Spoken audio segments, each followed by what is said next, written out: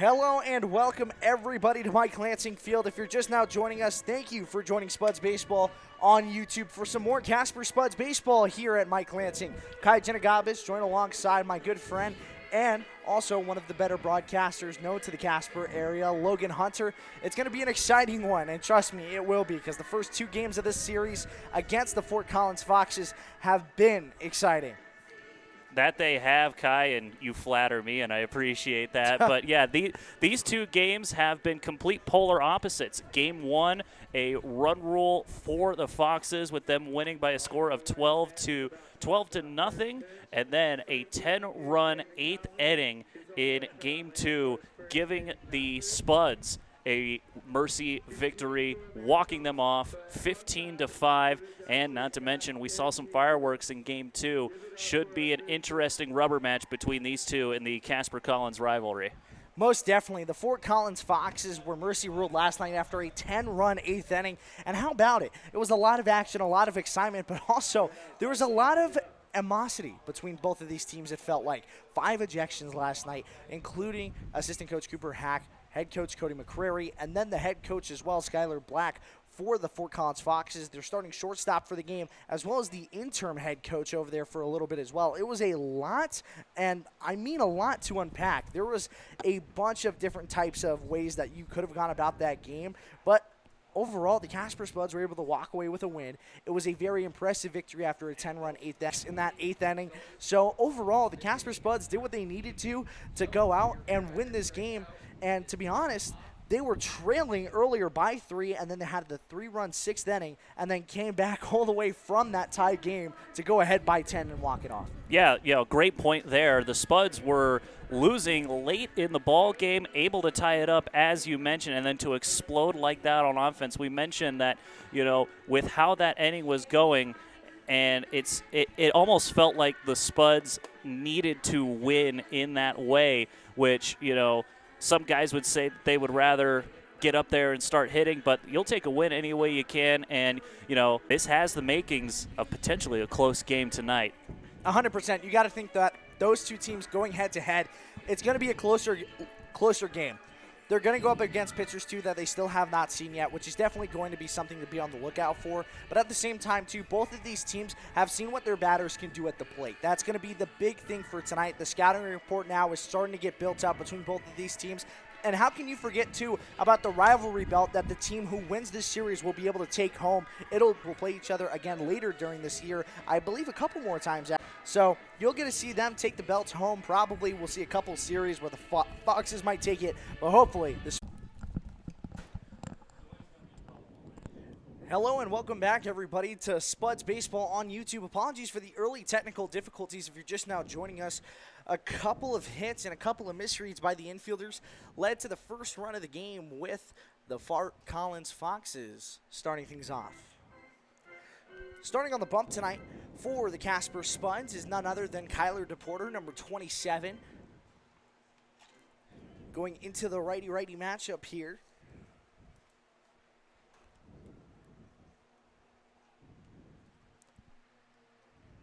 Next pitch from DePorter, off speed. The throw down, not in time. Foxes stealing a bag quickly. Yeah, the Foxes, one defensive miscue and a hit. Early run brings them in, and now they're showing their aggressiveness on the base pass right now.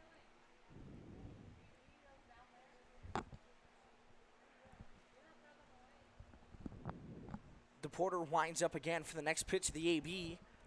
Called off speed on the outside part of the zone. So, upcoming full count now. Spuds still no outs here in the first inning.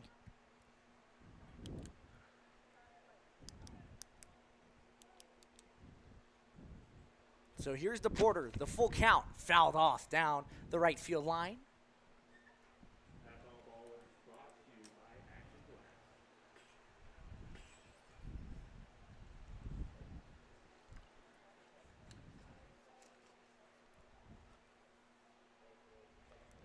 And uber apologies for the early delay, but it seems that we're all back and ready. So here's the 3-2 once more by DePorter. It'll get played out. Swung on and missed. So DePorter picks up the first out of the inning via a K. So how about that? Yeah, great bounce back after giving up a run early in the inning. Great job to just come back and get the early punch out. Try to keep that man stranded over there at second. Good job there by DePorter. Now coming in, of course, Bertucci. He's the man who had the solo shot in last night's game for the Foxes. Attributed to a couple of hits for them as well. So here's the 0-0. Fastball that runs a little too high and tight on Bertucci.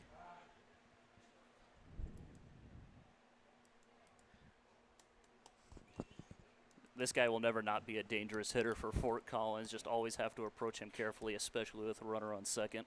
Definitely. So here's DePorter in the 1-0. Trying to even things up here.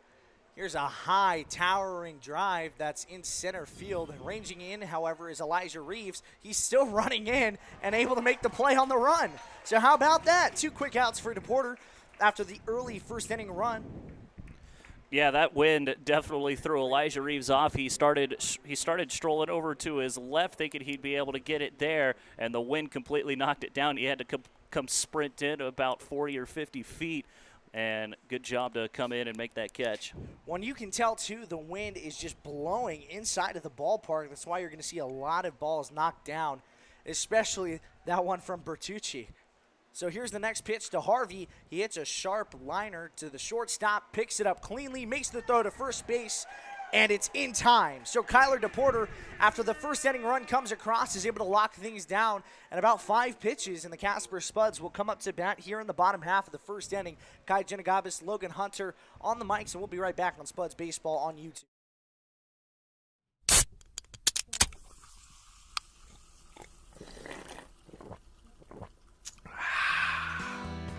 This season, fuel your Spud spirit with the crisp, refreshing taste of Pepsi, one of the official drinks of your Casper Spuds. Whether you're cheering from the stands or the couch, Pepsi is the perfect game day companion. Ice cold, bold, and made for fans like you. Grab a Pepsi and let's go Spuds.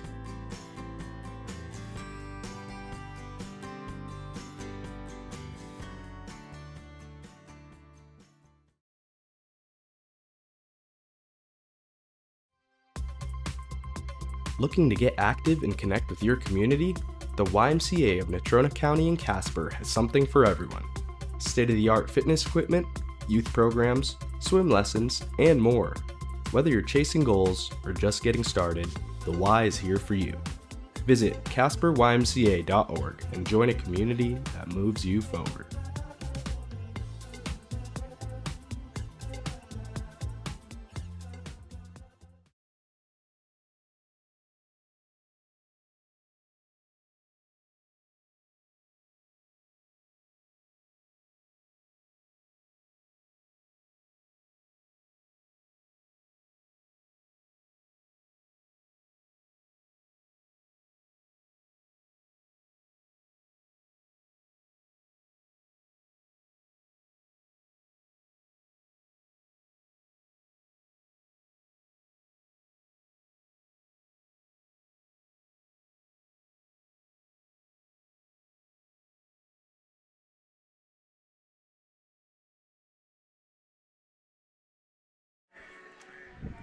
Hello, everybody, and welcome back to Spuds Baseball on YouTube. Leading things off for the Casper Spuds is none other than the Casper Spuds legend and possible future Legacy Club inductee, Elijah Reeves, number 24, the center fielder for the Spuds. Oh, he is absolutely going to be part of that Legacy Club. 4th year on the Spuds.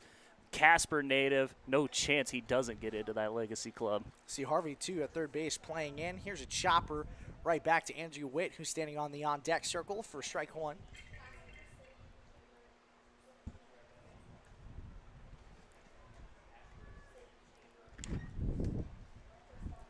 Elijah Reeves has done pretty solid, too, in his first couple of games with Casper Spuds this season. Here's the next pitch, fouled off down the third base line, going towards the dugout. Yeah, in just 2 games, he's already tied for the triple lead. He's got 1 triple. A couple other guys have 1 triple. We'll see if tonight if Reeves can make it a second one. I believe Cal Cousins is a part of that club as well. So here's the 0-2 now to Elijah Reeves. And here's another chopper towards the shortstop. He picks it up cleanly, makes the throw to first base in time for out number 1. Yeah, and a guy with speed like Elijah has, you got to make that throw so quick. And, you know, hats off to the shortstop there for the Foxes on that play. Definitely good play by the shortstop over there for the Foxes. Elijah Reeves not able to reach base as the leadoff hitter, but we'll see what Andrew Witt can do, the third baseman for tonight's matchup. First pitch on the way. He shows bunt, not able to pull back in time for strike number 1. Seems tonight the Spuds are really looking to utilize their speed here, early ground balls, and looking to square things up. See how that plays into tonight's ball game. Here's the next pitch to Witt. He hits another chopper to the shortstop. He picks it up, looks over, and makes the throw in time for out number 2.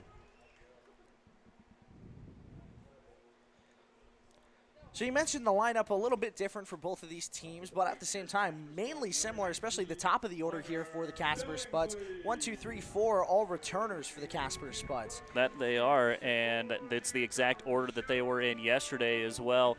Cody McCreary really getting a feel for how he wants his lineup to align and try and really solidifying those 4 guys in those 4 spots. Speaking of another former Casper Spud, back for another year, Hunter Billingsley, who hits a foul ball back towards the screen.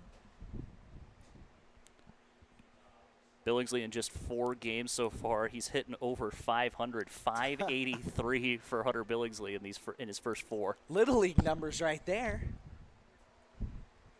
So Hunter Billingsley stands in now behind the count 0-1. Next pitch, ball down low, bounces away from the catcher.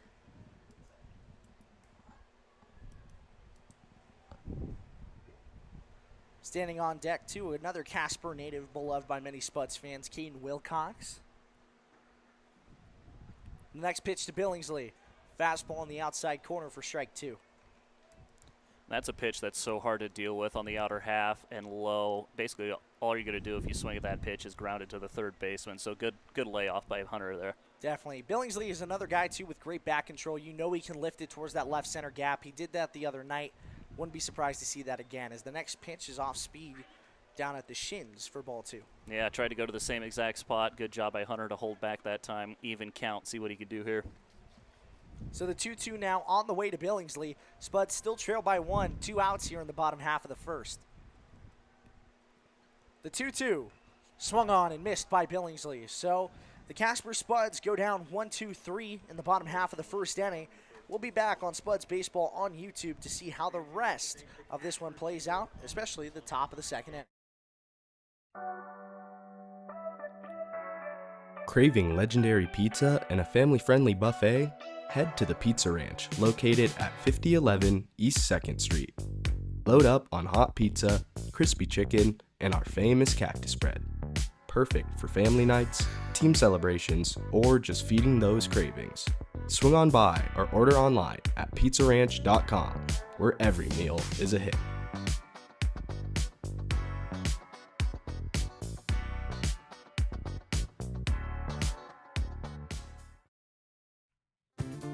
If you're visiting Casper for business, adventure, or just passing through town, Best Western has you covered.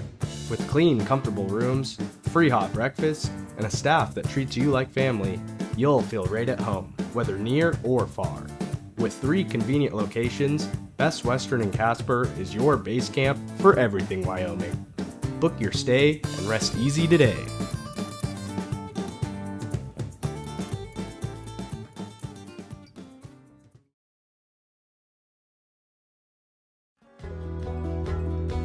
Craving legendary food and service? Head on down to Texas Roadhouse in Evansville, where the steaks are hand-cut, the rolls are hot and fresh, and the energy is always high. Whether it's a family dinner or a night out with friends, Texas Roadhouse is here for you. Located at 210 Miracle Street, be sure to come hungry, and we know you'll leave happy. Legendary food, legendary service, that's Texas Roadhouse.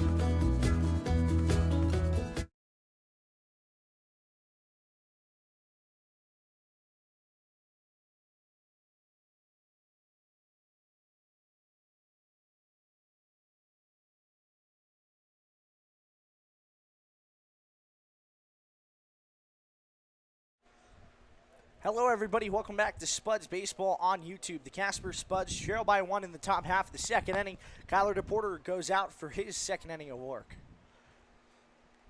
First pitch from DePorter, fastball just a little too far outside for ball number 1.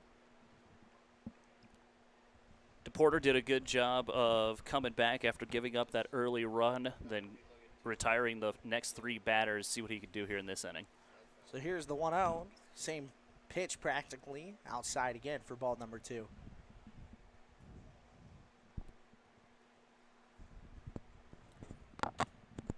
And we'll see, too, if the Casper Spuds are able to try to do something a little earlier. Good off-speed stuff there. Guess a little too low for the umpire's liking for ball number 3. Yeah, that was a great pitch there by DePorter trying to get Schmidt to chase at that one. Just couldn't quite get the call there. So DePorter behind in the count 3-0. Take another off-speed pitch in the dirt for ball number 4. Walking Schmidt. Which now brings up Bellinger.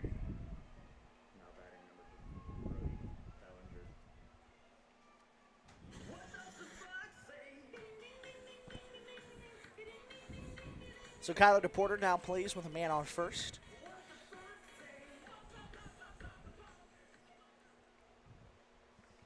You want to make sure, too, that this doesn't get away from you if you're DePorter.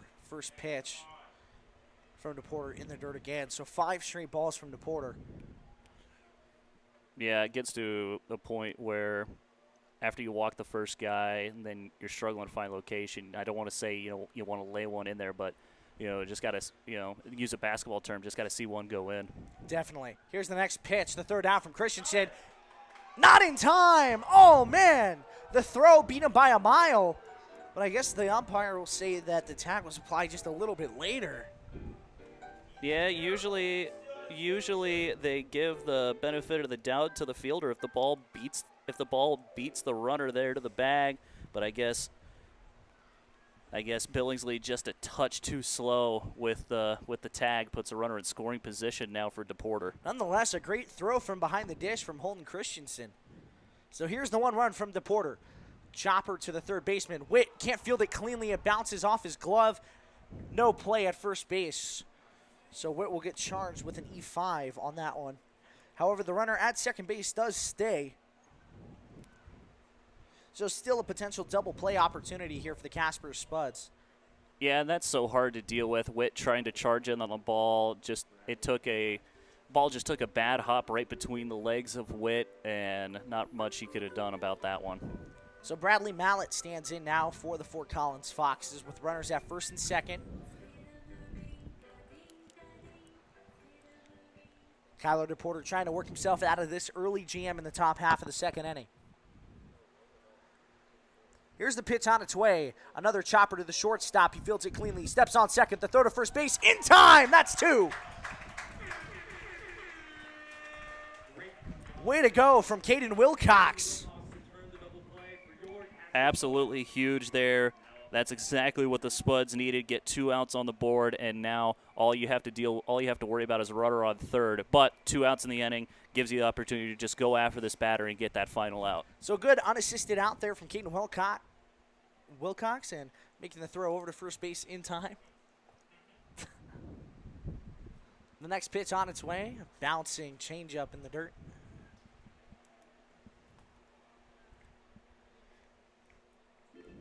Now standing in, of course, Luke Sidewell, the number 9 batter for the Fort Collins Foxes. DePorter just 1 out away from getting out of this one. However, a runner is in scoring position just 90 feet away from home plate is Schmidt standing on third. Here's the pitch from DePorter. Good off-speed stuff inside for strike number 1. Even count now from DePorter. DePorter really, he's got to hone in on that slider if he really wants to be successful here in this one. That was a great pitch. Hopefully he can remember the feel of that and just keep hammering that inside slider all game. Definitely. Here's the next pitch, just a little bit high. So 2-1 from DePorter. Again, like you said before, that back foot slider definitely has got some nasty horizontal break on it.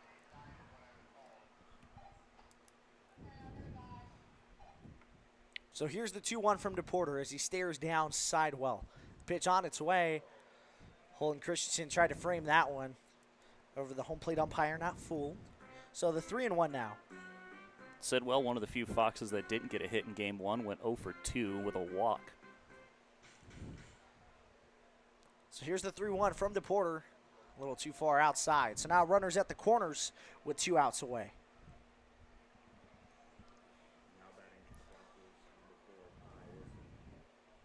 This just goes back to what I said earlier. 2 outs on the board. You have a little bit of traffic, but all you need to do right now is just hone in on the batter and go get yours here if you're DePorter. Definitely. Plus, same side hitter, always a little bit more beneficial. The next pitch from DePorter, a high fastball for ball number 1.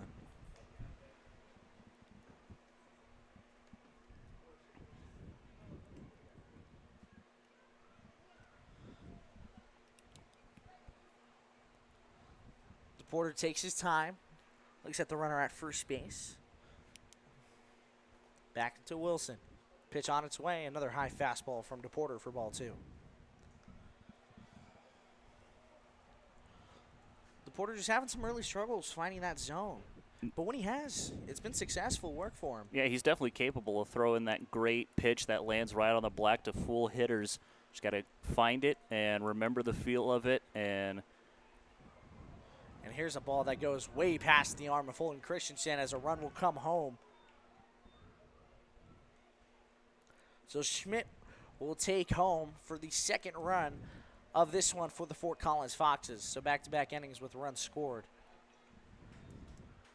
Nathan Townsend, assistant/pitching coach, coming out now for the Casper Spuds. Yeah, this is just one. You lose your grip on the breaking pitch, sail it to the backstop, come out, tell your guy, hey, settle down, everything's going to be fine. Go out here. You got 2 outs on the board. Just go get this guy right here. Definitely, and if you're Nathan Townsend, that's the move that you're trying to make right now. Tell the guy everything's okay. Go out there, play catch, and just get this last out and get the bats back up for the Casper Spuds. Been informed Dub Chipman is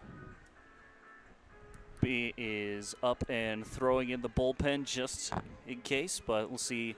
Hopefully DePorter can come get this final out and stick into this ball game, go deep into this ball game. We'll see. DePorter has the stamina to do so.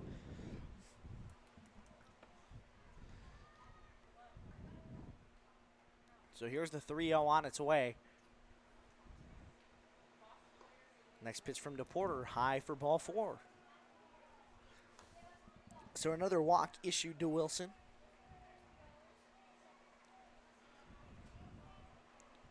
This is the 3rd walk of the inning that DePorter has issued.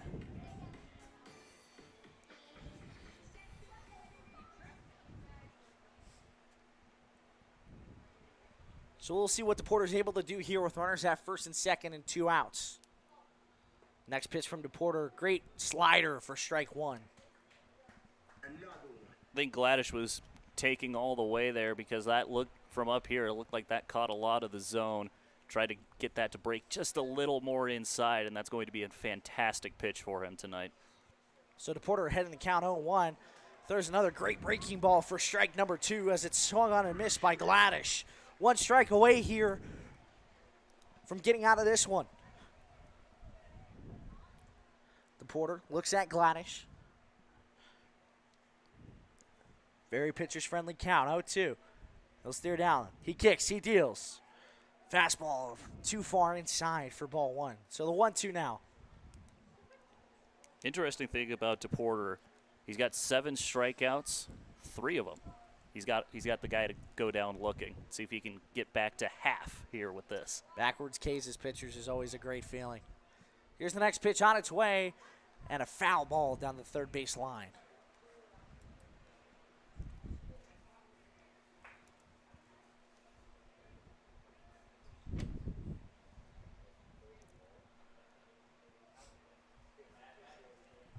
So here's the 1-2 on its way from DePorter.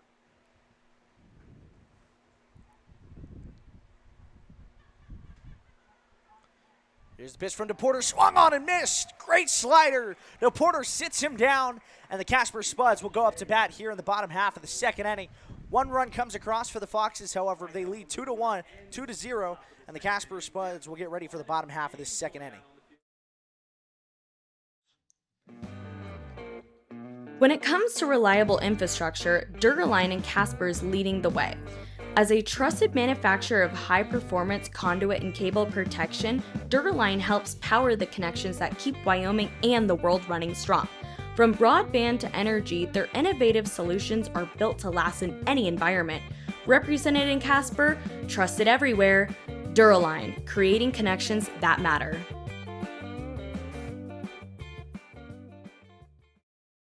We'd like to take a brief moment to thank you, Allen and Crouch, for sponsoring the Casper Spuds and for helping supply the Casper area with petroleum for over 40 years. Now back to the purple and teal bats cracking on YouTube. On behalf of the Casper Spuds, we'd like to give a special thank you to the Wyoming Air National Guard for sponsoring the Spuds 2026 season, and an even more special thank you for your service to the United States and the rest of Wyoming.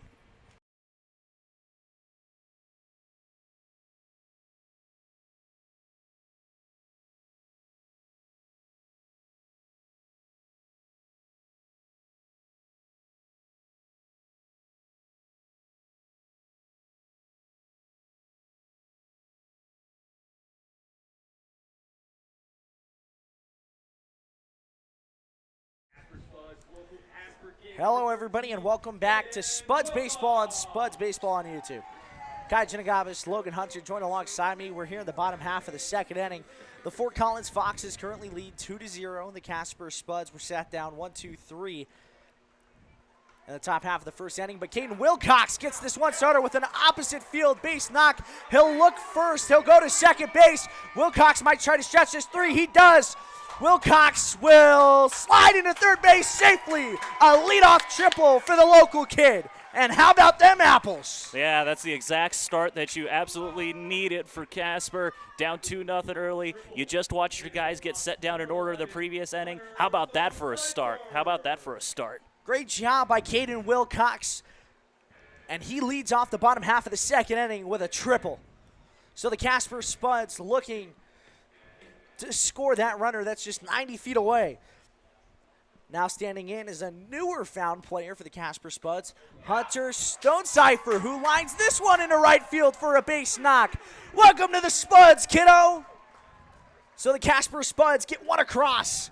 Caden Wilcox comes home after the leadoff triple, and Hunter Stonecipher, the D1, is able to score his first run and get his first hit as a Casper Spud. Completely changing the approach right now, the Casper. Earlier in the first inning, they were trying to sit back, wait for some pitches. Now they're coming out and they're absolutely attacking Hall. It's worked great for the first two batters. Let's see if they can keep it going.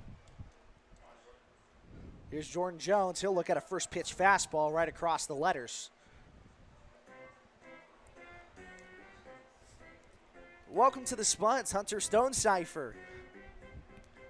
Kennesaw State guy, got his first base knock and his first hit with the Casper Spuds. And he almost gets picked off for the first time. Caden Wilcox, that was extra base hit number 3 for him and the second triple of the season. Gotta love it. Now the triple leader for the Spuds. That he is. So Jordan Jones stands in now. Next pitch, another chopper to the shortstop. He'll field it, won't even look second, makes the throw to first base in time to get Jones, but not before the runner stands in safely at second base. So Hunter Stonecipher advances. Jordan Jones, however, will ground into a fielder's choice. Yeah, silver lining there. The chopper moving slowly enough to the shortstop over there. Nunez didn't really have a chance to really think about doubling the Spuds up, and now with just one out, you have a guy in scoring position.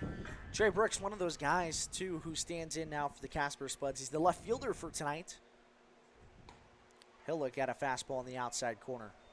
But he's one of those guys that has a lot of exit velocity, a lot of pop to his bat, and it honestly feels like he's been robbed a couple of times here at Mike Lansing Field. A lot of hard-hit balls that have just found the gloves of some of the outfielders.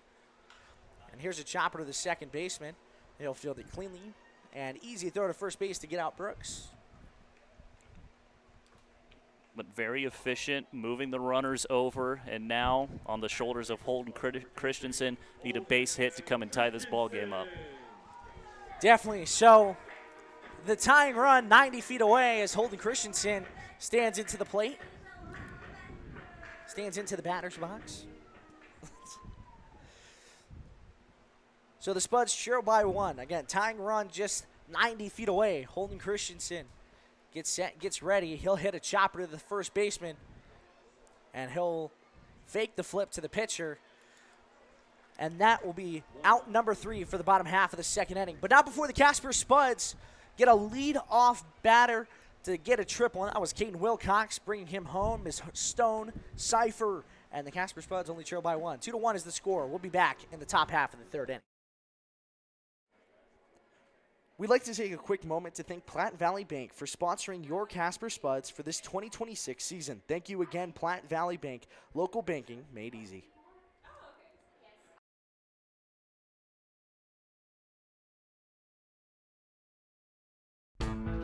Hungry for pizza that hits the spot every time? Order from Papa John's. Made with fresh dough, quality ingredients, and that signature garlic sauce you love. Whether you want classic pepperoni, loaded veggie, or something new, Papa John's delivers hot, fresh, and ready to enjoy. Plus, with easy online ordering and fast delivery, your perfect pizza night is just a few clicks away. Choose Papa John's. Better ingredients, better pizza.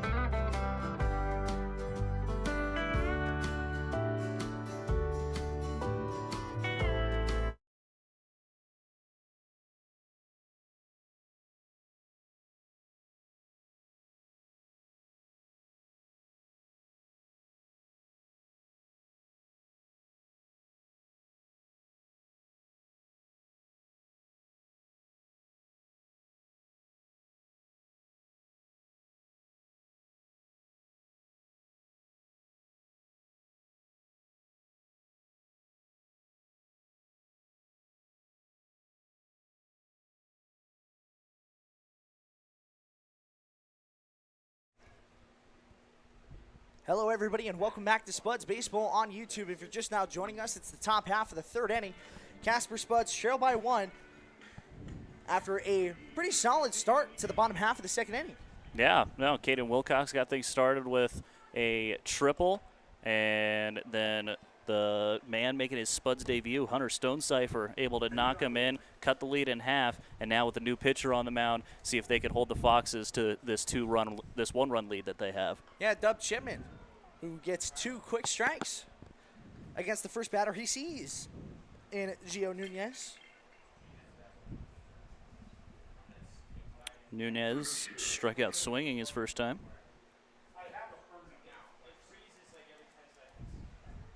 So Dub Chipman now ahead in the count 0-2. The next pitch on its way. High and tight fastball for ball number 1.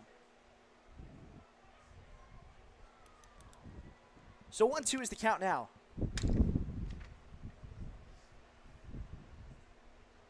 Dub Chipman kicks, he deals. The next pitch, another off-speed breaking ball that runs a little too far inside once again. So even count now. On the way to Nunez. Logan, so far, what have you seen in the first couple innings of this one? You know, the Spuds have done a good job to bounce back here in the bottom half of inning number 2 after giving up a couple of runs. There's a chopper. Caden Wilcox, a little too high on the throw.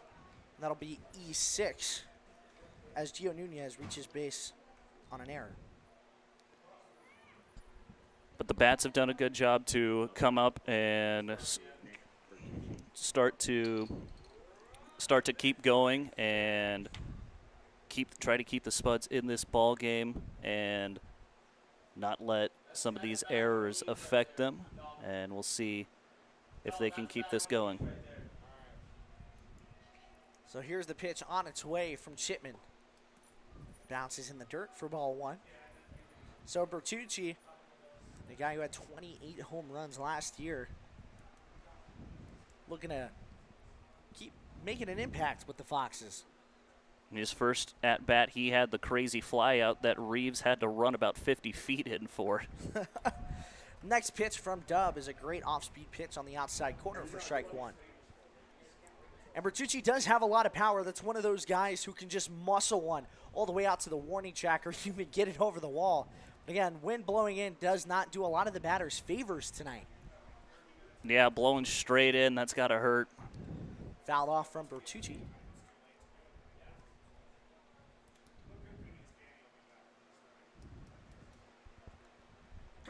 So the 1-2 on the way from Dub Chipman. He's got a runner at first base as well. Like to see him put that early error out of his mind, just come right after Bertucci here. Here's the pitch from Dub. He kicks, he deals. The runner steals second base, but not before the ball is fouled off back to the screen. So the runner will have to go back to first, and Bertucci will try the 1-2 one more.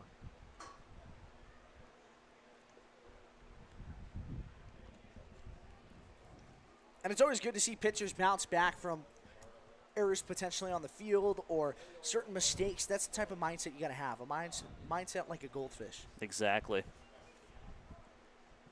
Just got to come in, next batter on. Here's the 1-2. Inside fastball for ball two.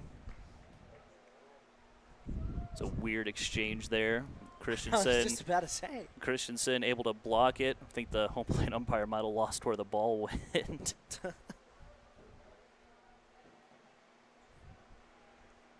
So Dub Chipman gets ready for the 2-2 count. He'll try a pickoff back towards first base where Nunez stands, not in time. And there's a lot of wind tonight.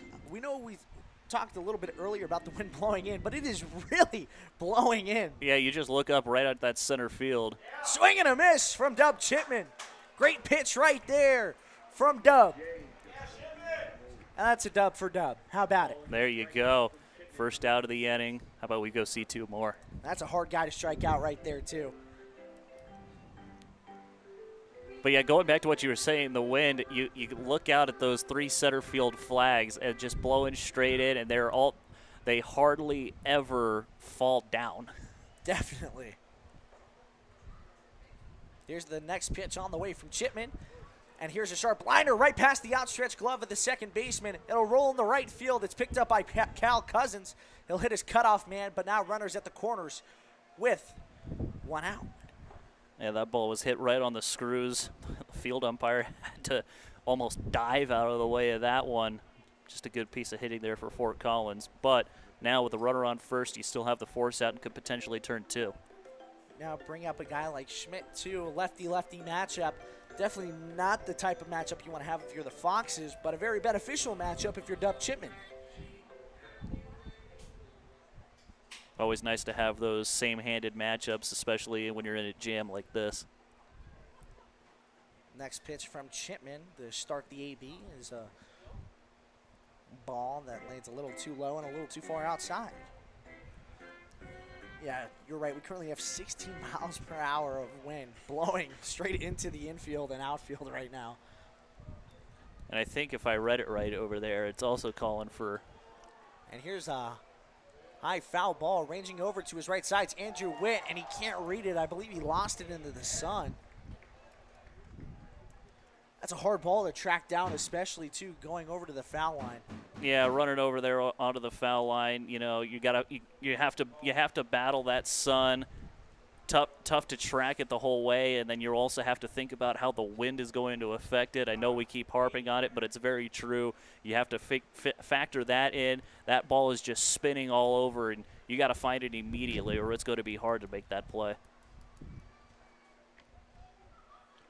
So here's the 1-1 now on the way from Chipman.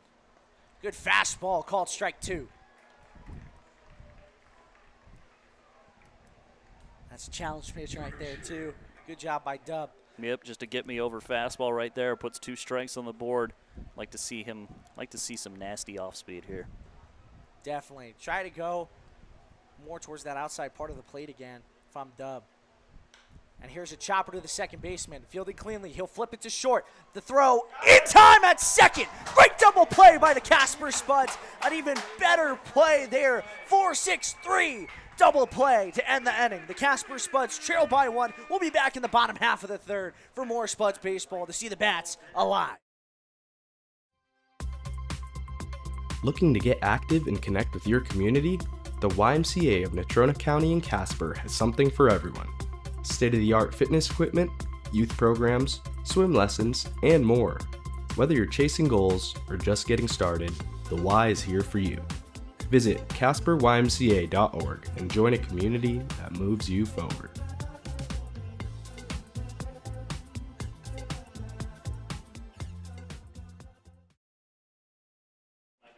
We'd like to thank you, Automotion and Electronics Incorporated, for sponsoring your Casper Spuds for this 2026 season and powering progress through innovation and expertise for nearly 70 years. Thank you again, Automation Electronics.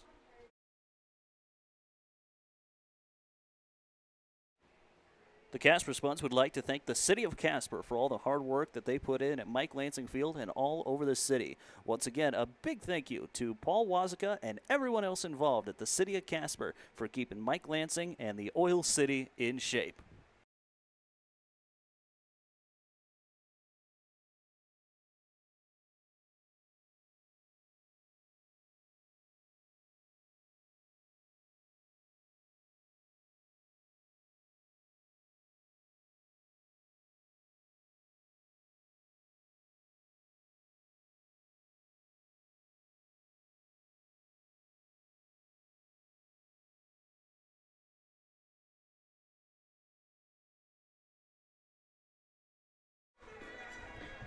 Hello, everybody, and welcome back to Spuds Baseball. We're here on YouTube. Kai Ginagabis, Logan Hunter, join alongside me.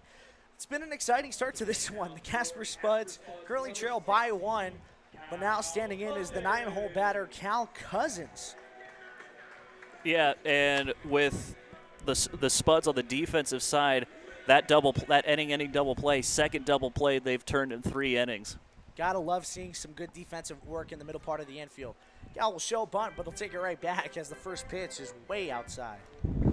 Cousins, he is one of 4 guys on the team with an OPS higher than 1,000. He has a 1,031 OPS.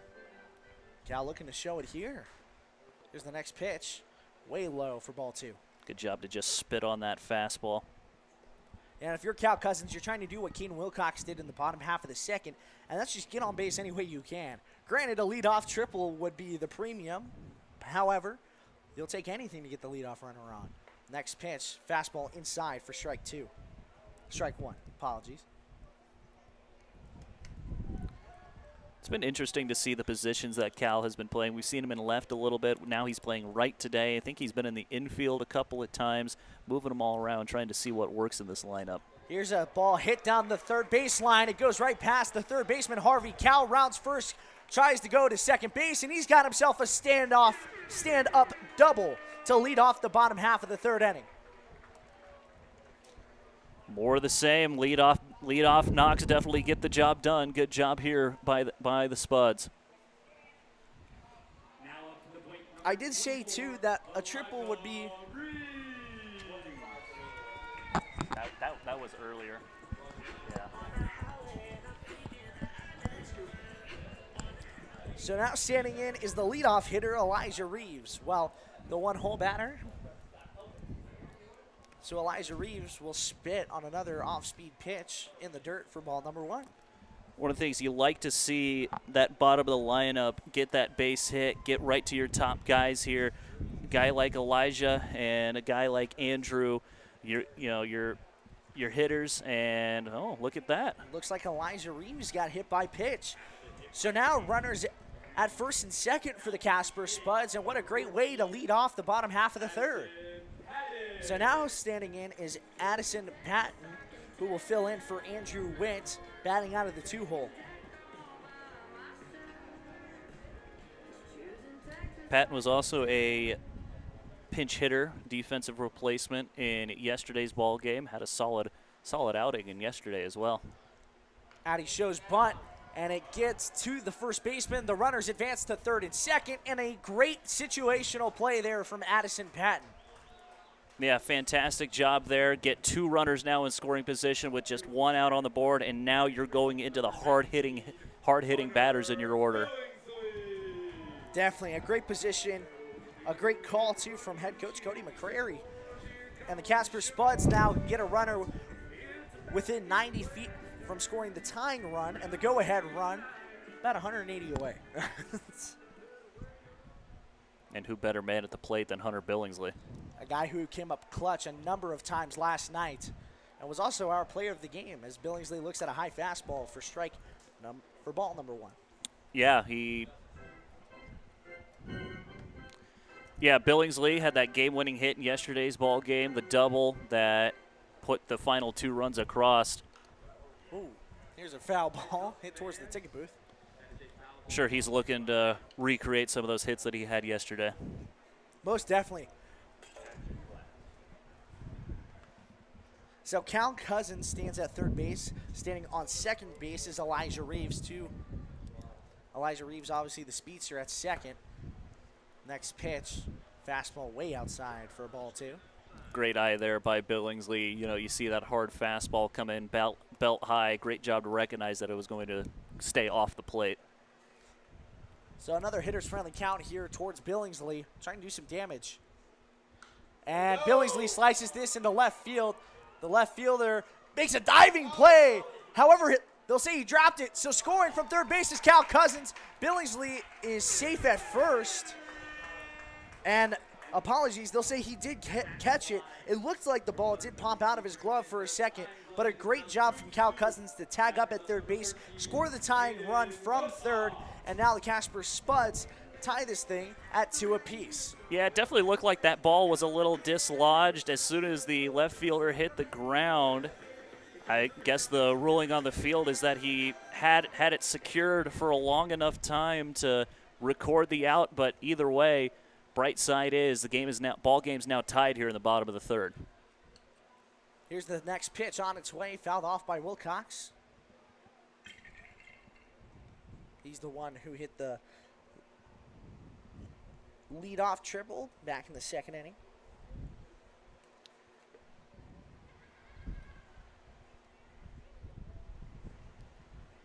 So here's the 0-1 on the way to Wilcox.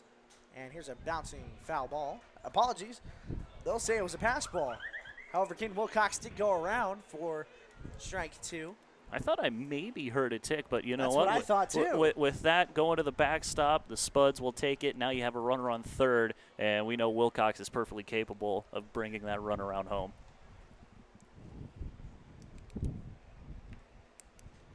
So the go-ahead run just 90 feet away, and Elijah Reeves practically walks down the down the third baseline, and they'll say Caden Wilcox has been struck out. I think the home plate umpire forgot the count. And, yeah, looks like that's the end of the inning. So a little bit of a wacky inning. However, nonetheless, the Casper Spuds have tied this thing up at 2 apiece. And the Fort Collins Foxes will come up in the top half of the 4th inning to try and see what they can do against the Spuds. But the Spuds looking to lock things down defensively, get the hot bats back up.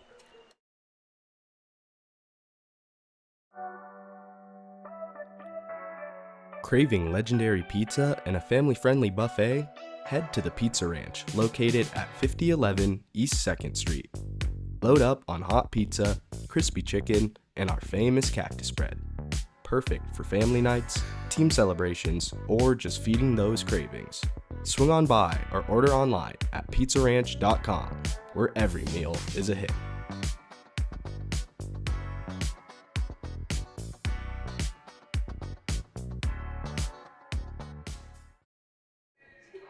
We'd like to thank Platte Valley Bank for sponsoring your Casper Spuds for this 2026 season. Thank you again, Platte Valley Bank, local banking made easy.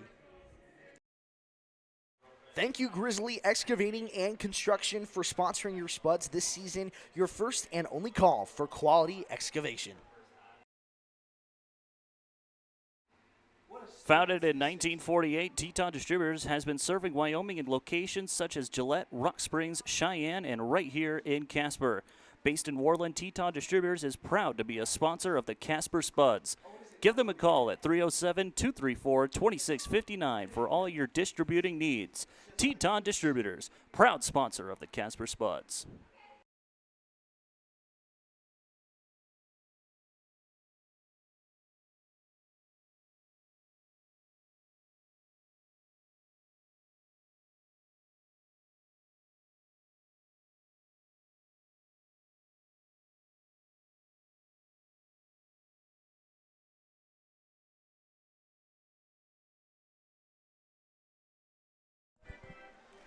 Hello, everybody, and welcome back to Spuds Baseball. Kai Genagabis and Logan Hunter join alongside me, and we're here in the top half of the fourth inning.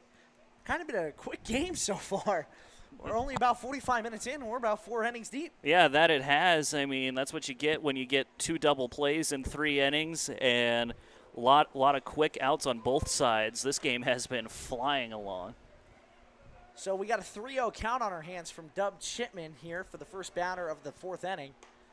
And that'll be a leadoff walk for the Fort Collins Foxes to Bellinger.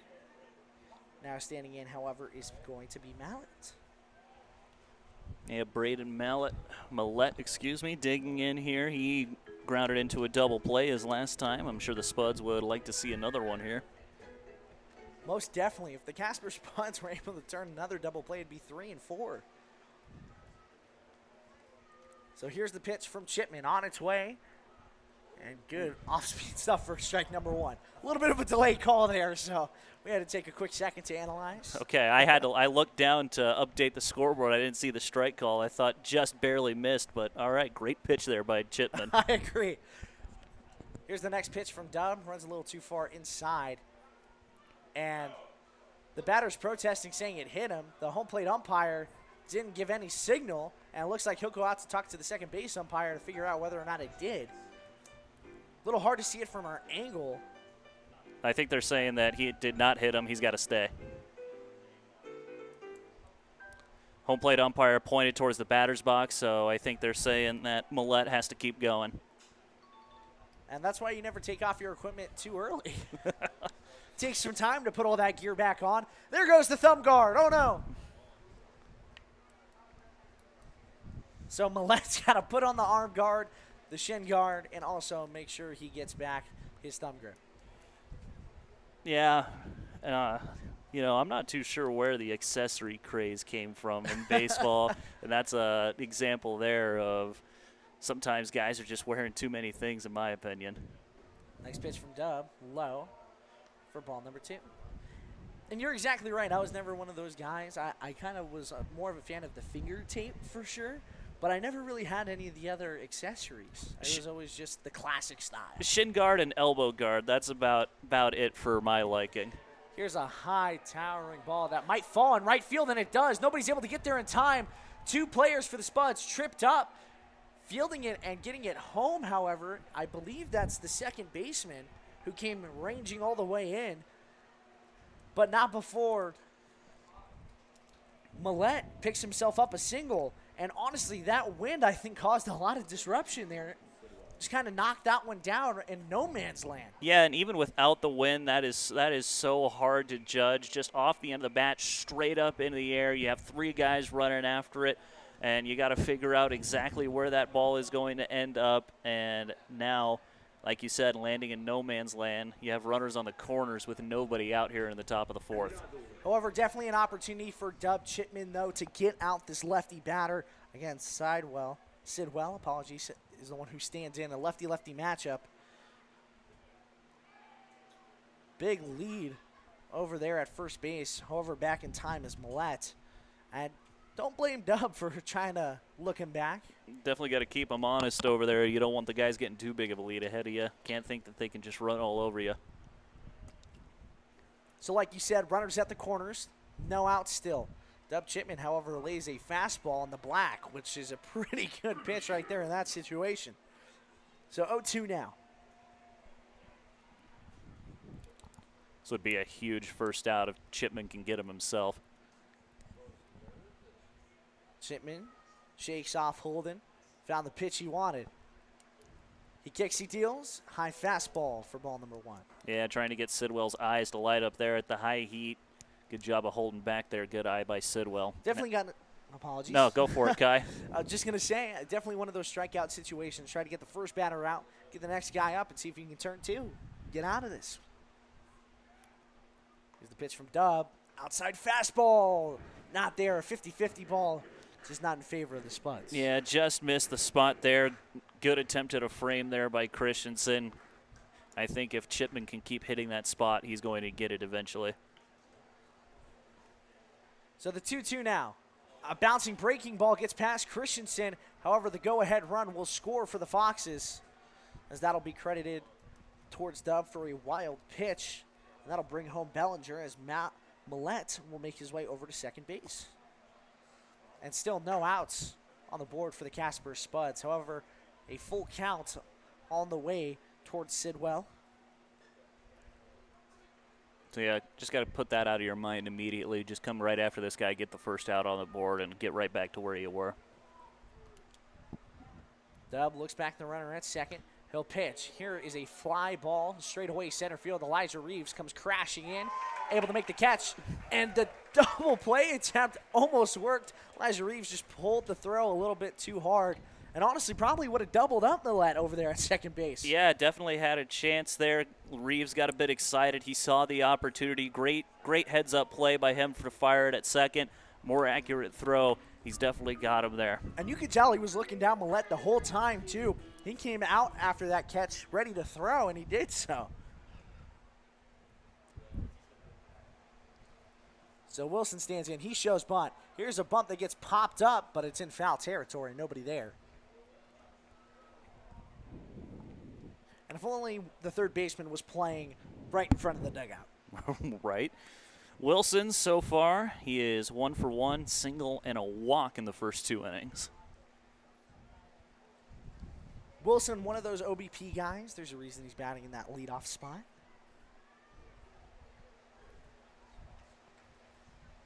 So with a runner on second base and 1 out away, Dub Chipman looking to retire the next 2 batters. Get out of this one with only 1 run allowed.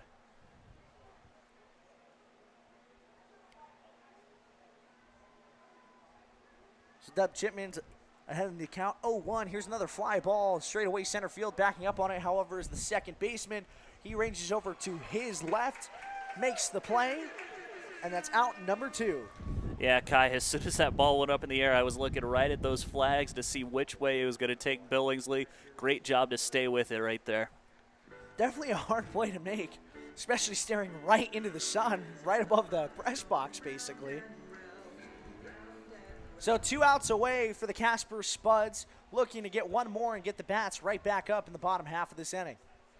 We'll see what Dub Chipman's able to do. Playing with a little bit of a chip on his shoulder, if you get it. I got you. First pitch from Dub, a high fastball.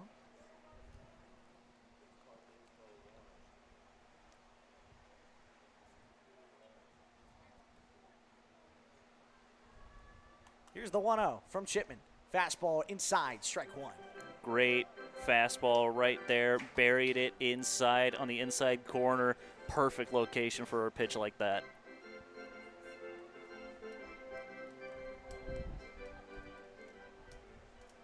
So here's the 1-1 on its way from Chipman. Runner at second, 2 outs away. And here's a foul ball that's probably going to hit the beer shack. I think it got just barely above it. Hopefully. There's a TV over there with. Oh, let's hope not. with We did just put that in. I believe I saw Paul installing that this morning. Yes. Hopefully the TV's not broken day 1. A little bit of an Aaron Judge incident back from 2019, if anybody remembers that. Here's the next pitch from Chipman. Foul ball. Off the patio. Yeah, good hands there by Gladish. Recognized fastball late. Kind of just an emergency swing. Kind of a panic swing there to make sure he didn't get run up there. Definitely. So here's the 1-2. Played out once more. We'll see what Dub Chipman can do. Dub shakes off Christensen. Finds the pitch he wanted. Look back at the runner. He kicks. He deals. Here's a chopper right over the head of Chipman. Fielding it is Wilcox. He makes the throw. On a beat. Got him.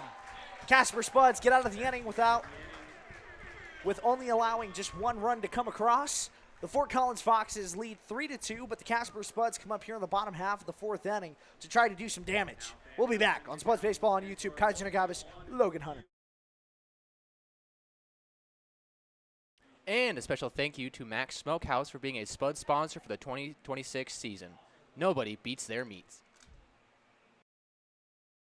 With over 20 years of experience, 5150 Heating and Air Conditioning can help you with all your HVAC needs. A proud sponsor of the Casper Spuds, they serve clients in Casper, Douglas, and Rollins.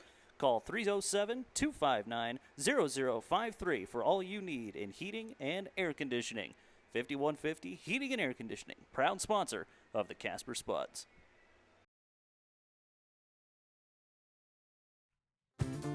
If you're visiting Casper for business, adventure, or just passing through town, Best Western has you covered. With clean, comfortable rooms, free hot breakfast, and a staff that treats you like family, you'll feel right at home, whether near or far. With 3 convenient locations, Best Western in Casper is your base camp for everything Wyoming. Book your stay and rest easy today.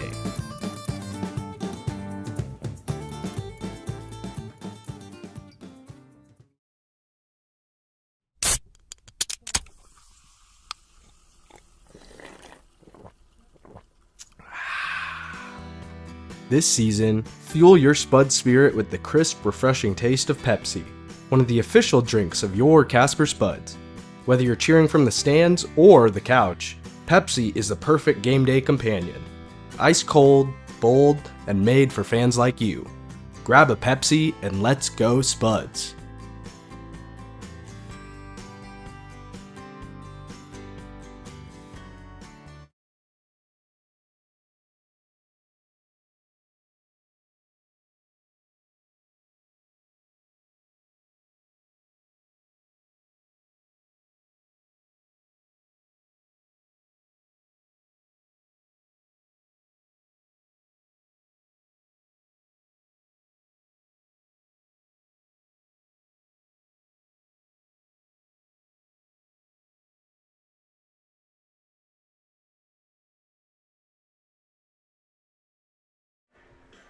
Welcome back, ladies and gentlemen, as we begin the bottom half of inning number 4.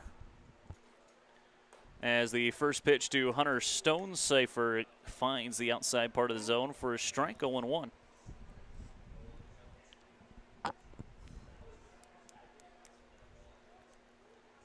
Spuds down by 1 here in the bottom of the 4th as Stonecipher lifts one way out of play.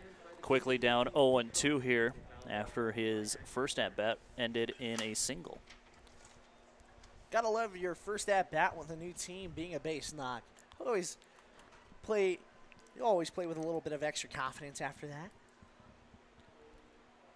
0-2 on its way, just missed on the outer half. Good job by Stonecipher to hold back there. You could tell he wanted to go after it. Good hand discipline there by him.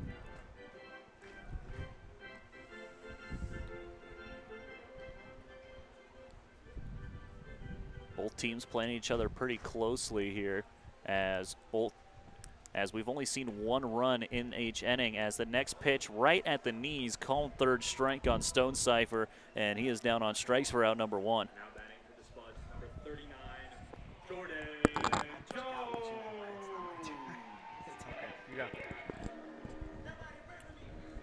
So that'll bring up Jordan Jones.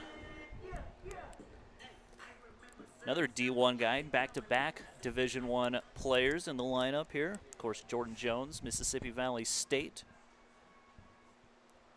As the first pitch to him is a chopper towards the left side. Nunez has it. He'll throw to first, and quickly 2 are gone here in the bottom of the 4th.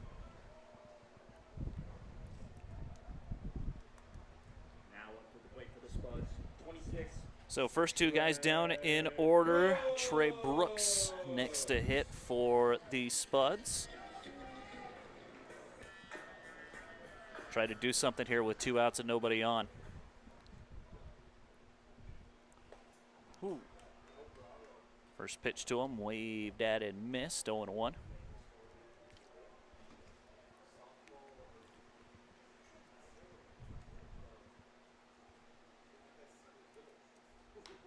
Right back up the middle. coming over is Nunez. Quick throw to first, and it's in time. What a throw over there at shortstop, and that will be out number 3 in the bottom half of inning number 4. So the Spuds go 3 up, 3 down here in the bottom of the 4th. We'll head to the top half of inning number 5. It's the Foxes 3 and the Spuds 2. You're watching Spuds Baseball on YouTube. Spuds fans, make sure you're following us on If you're visiting Casper for business, adventure, So you just wanna or get just the whole passing bit, through and then I'll take town, the rest of it. Best Western has you Yeah, covered. that's fine. With clean, comfortable rooms, free hot breakfast, and a staff that treats you like family, you'll feel right at home, whether near or far. With 3 convenient locations, Best Western in Casper is your base camp for everything Wyoming. Book your stay and rest easy today.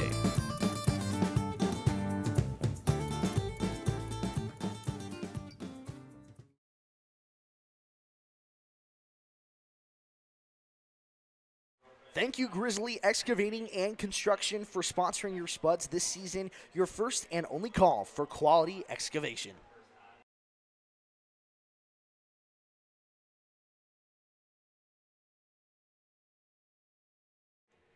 Thank you to Jersey Mike's for being one of our 2026 food sponsors. Visit Jersey Mike's at either 3905 Talon Drive or 4851 East 2nd Street in Casper, or order online at jerseymikes.com or download the Jersey Mike's app. Thanks again to Jersey Mike's, a sub above.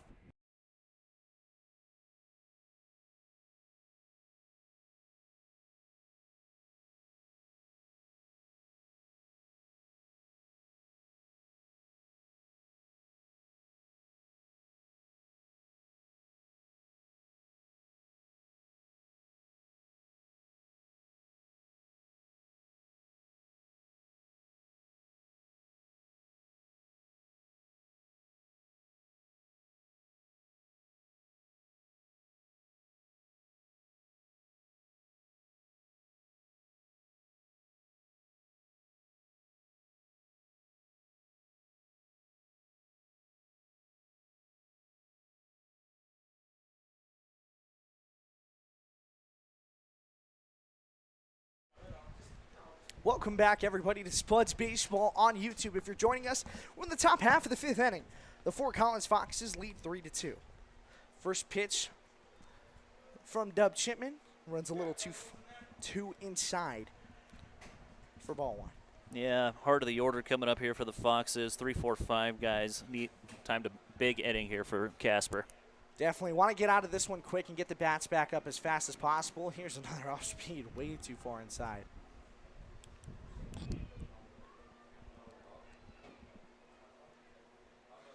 The 2-0 on the way from Chipman. Fastball, calls strike 1. Just on the outside part of the plate. Pretty solid pitch right there, pretty solid location.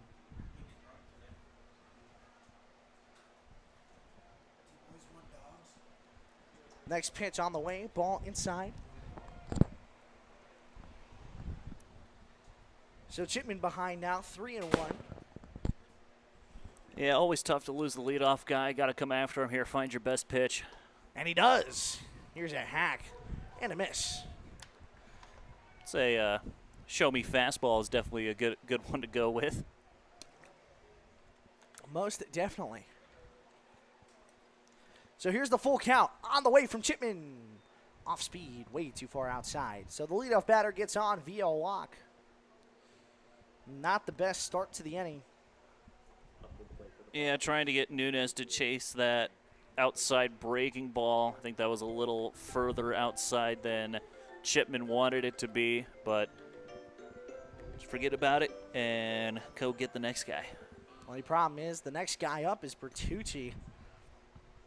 Even though it's a ground ball, if he puts it in play, it shows bunt. And pitch, not called a strike. Looked like it was on the outside corner, but umpire said no. Thought maybe he wasn't able to pull back in time there, but Thought so too. That's one guy you don't expect also to show bunt too no, often. Absolutely not. So here's the stolen base attempt. The runner makes it safely as this pitch will go right between the 5-hole of Holden Christensen. And the umpire as well. That kicked right off of the umpire's left ankle. Tough bounce there, but man, now a runner in scoring position here for Fort Collins. Thankfully, he's wearing shin guards as well. And I will say, on a hot summer day, being in catcher's gear, especially umpire's gear, doesn't really feel too great. Yeah, hit a high of 88 today. Wind's helping out a little bit with that. Here's a chopper down the third base line. Foul ball. Spuds catch a break. Yeah, that ball was going to be trouble if it was able to stay fair, but just barely clipped behind the third base bag. Now Bertucci's got to come back. Still a hitter's count here, though.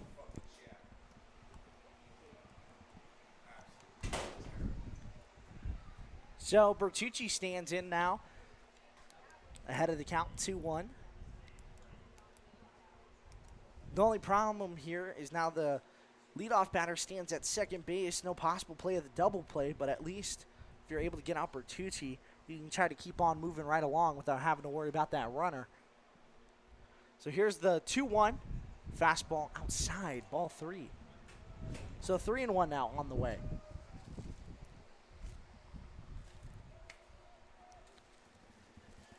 So yeah, once again, 3-1 count. Sorry about that, Kai. Once again, 3-ball count. See if he goes back to that fastball. Here's the 3-1. Runner takes off. Holden Christensen, throw down. Not in time. Leadoff runner is able to steal third base safely. He's worked himself all the way around from first to third. Great spot for that fastball, too. Give Christensen the ability to just catch it, pop right up, and throw over. Just a touch late there on that throw. So the 3-2 count now on the way from Dub Chipman. The pitch, bouncing, breaking ball in the dirt for ball 4. And Bertucci will get on first base via a walk. Yeah, can give the Foxes some credit. They're doing a good job of laying off. Those are obvious chase pitches that Chipman keeps throwing to try to get him to go fishing for something. But they're showing great plate discipline here, and that's why they're holding on to the lead right now. We'll say the big benefit right now is that Bertucci, not really a stolen base type of guy. He's not a guy you really have to worry about too much on the base paths. Yeah, definitely more worried about his bat than his legs. The pitch from Chipman, line straight at Wilcox. He'll look back the runner at third base and the one at first, but nothing able to go for him. And now an opportunity for a double play ball if you're Dub Chipman. So a good job getting the next batter out. And now comes up the 6 hole, Mr. Schmidt, the DH. Yeah. Schmidt, 0 for 1. Walked, came around to score in the second, and grounded into a double play in the third. And a benefit here, too, for Chipman going lefty-lefty. If he's able to get a ground ball here, the Spuds will most likely be able to get out of this inning unscathed.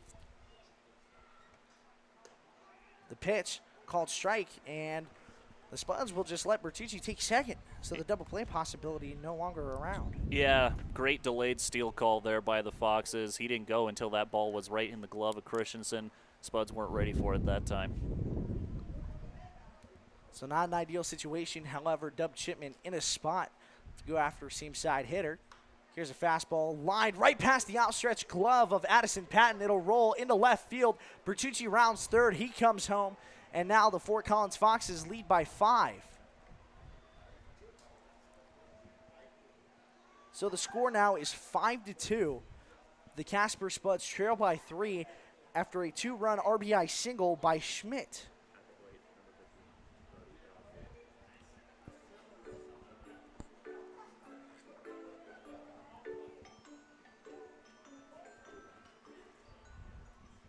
Looking over in the Spuds bullpen, there is someone up there and throwing, but he's blocked by the light pole from our angle here, so can't quite tell who that is over there.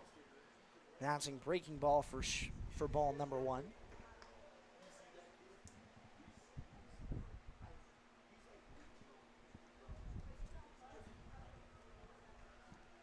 So here's the 1-0 on the way from Dub Chipman, a runner at first base, 2 runs already across in the top half of the 5th.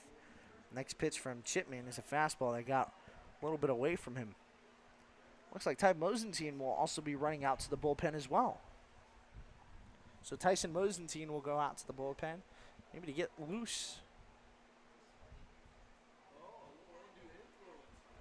So the 2-0 is another bouncing breaking ball for ball 3. Yeah, dealing with those runners, dealing with the guy on the base pass, and now you're starting to get hit around just a little bit. Now Chipman's got to try to figure out what works, and now he's in a position where he's getting hit, and simple strike right there. is But as I was saying, he's getting hit around now here in this inning, and now he's trying to find spots that the Foxes can't touch it, but still got to get it across the plate to get that strike. So here is a chopper to the shortstop. Wilcox fields it cleanly to third to second base. The throw to first base in time. So a double play right there by the Casper Spuds. That's 3 so far in this one.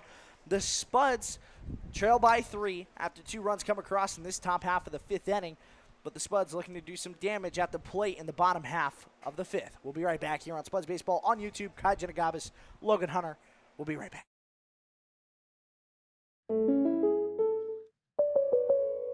Life in Casper can throw you curveballs, blizzards, hailstorms, or the unexpected fender bender. That's why your local State Farm agents are here, ready to help you and protect what matters most. From auto and home to life and business, they've got you covered. Visit your Casper agent today and get the coverage you deserve. Local support you can count on. Like a good neighbor, State Farm is there.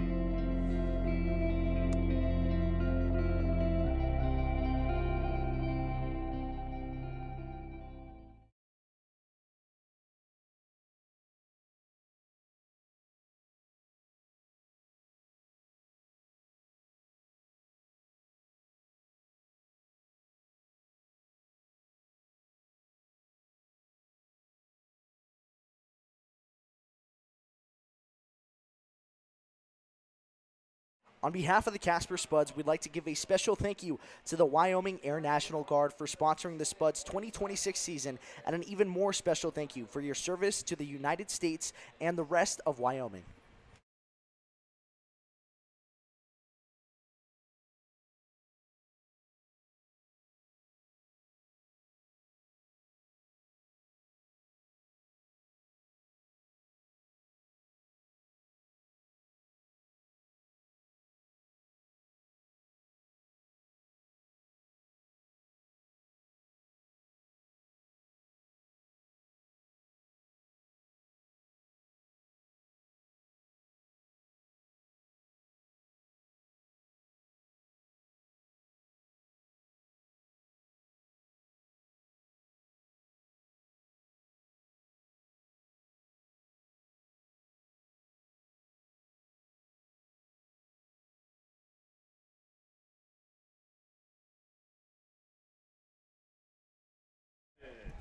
Hello, everybody, and welcome back to Spuds Baseball on YouTube.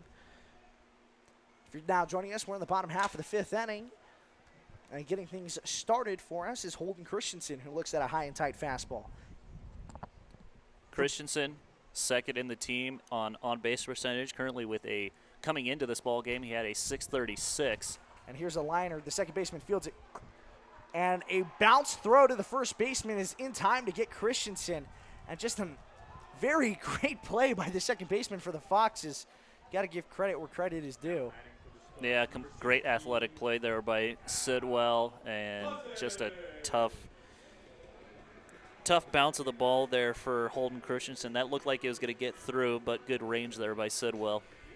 It was almost caught as well by the pitcher for the Foxes. But Christensen just not able to beat off that throw. Again, it was a great play. However, Cal Cousins will stand in now. He'll look at a first pitch fastball on the black. He started things off in the bottom half of that 3rd inning with a leadoff double. See what he can do here. 0-1. Cal will look at a bouncing breaking ball in the dirt for ball number 1. Great job to hold the bat back there.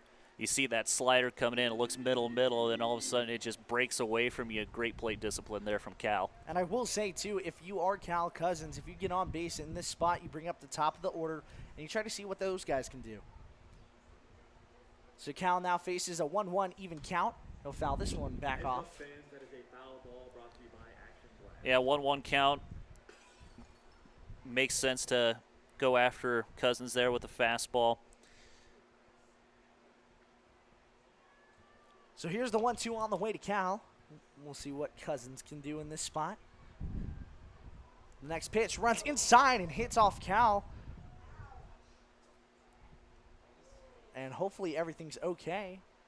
I don't think that hit Cal. I think he It might have- barely got out of the way of yeah. it, and it might have hit the catcher in the mask. It definitely looked like it hit off Cal, but it does look like he's okay. It looks like he's walking away unscathed.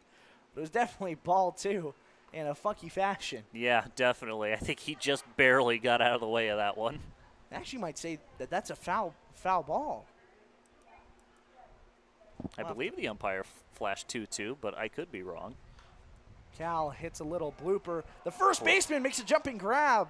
The Foxes take away a potential hit there from Cal Cousins. A hit just off the end of the bat. Yeah, Manette with the athletic play, that jumping catch. Couple of defensive robberies from the Foxes here as now it comes to Elijah Reeves. You get the top of the lineup, but now there's 2 outs in the inning. I say you got to make the first baseman's glove the same as everybody else. Saying the glove aided that one? I think so. Elijah Reeves will take a first pitch fastball, belt high. Reeves 0 for 1, ground out and a hit by pitch for him. He's definitely due. Here's a foul ball to the right side of the press box. Great pitch to hit there. Reeves will be looking for it there. Fastball center cut, just a tick behind it. He's going to be hunting that pitch again.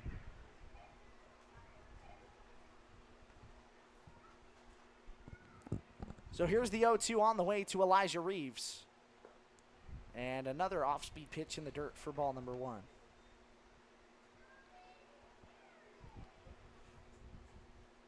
A lot of low breaking ball stuff here from Hall pretty early. Elijah Reeves hits this one out to left center. The shortstop ranging over. He'll make the catch right behind the back of second base. And with that being said, we'll go into the top half of the 6th inning with the Casper Spuds trailing by 3. Score 5-2.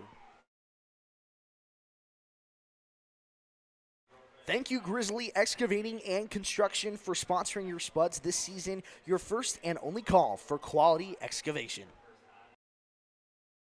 And a special thank you to Max Smokehouse for being a Spud sponsor for the 2026 season. Nobody beats their meats.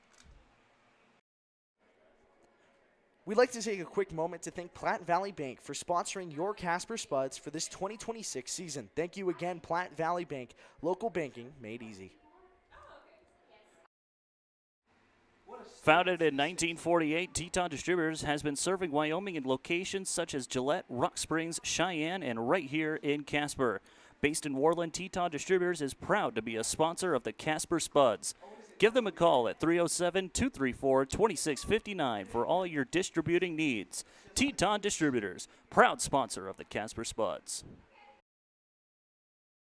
We'd like to take a brief moment to thank the Central Wyoming Counseling Center, where compassion drives development.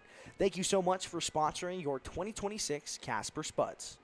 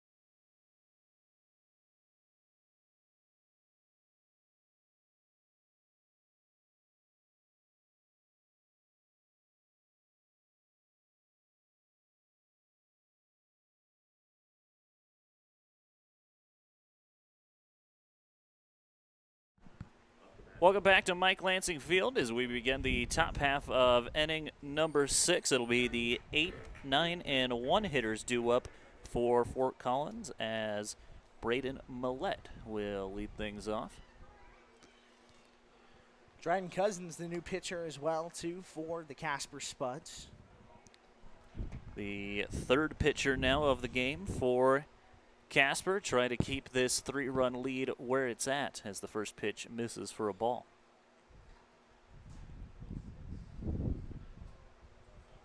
Tried to go back to the same pitch and about the same result, unfortunately. Quickly up in the count 2-0 is Millette. Not the best first two pitches from Dryden. Sure, he'll get things calmed down. He's one of those guys who's always locked in. Goes to the fastball. This time catches the outer half. 2-1 coming back now is Cousins. For once, that's a good announcer's jinx right there. Millette 1 for 2. Grounded into a double play in the second. Hit a single in the fourth. 2-1. Swing and a miss. Went back to the off speed. That time he got Millette to chase it. Counts evened up now at 2-2. Yeah, disgusting breaking ball stuff there, too, to get Millette way out in front of that one. Pitch actually got away from Christensen, hit off the backstop.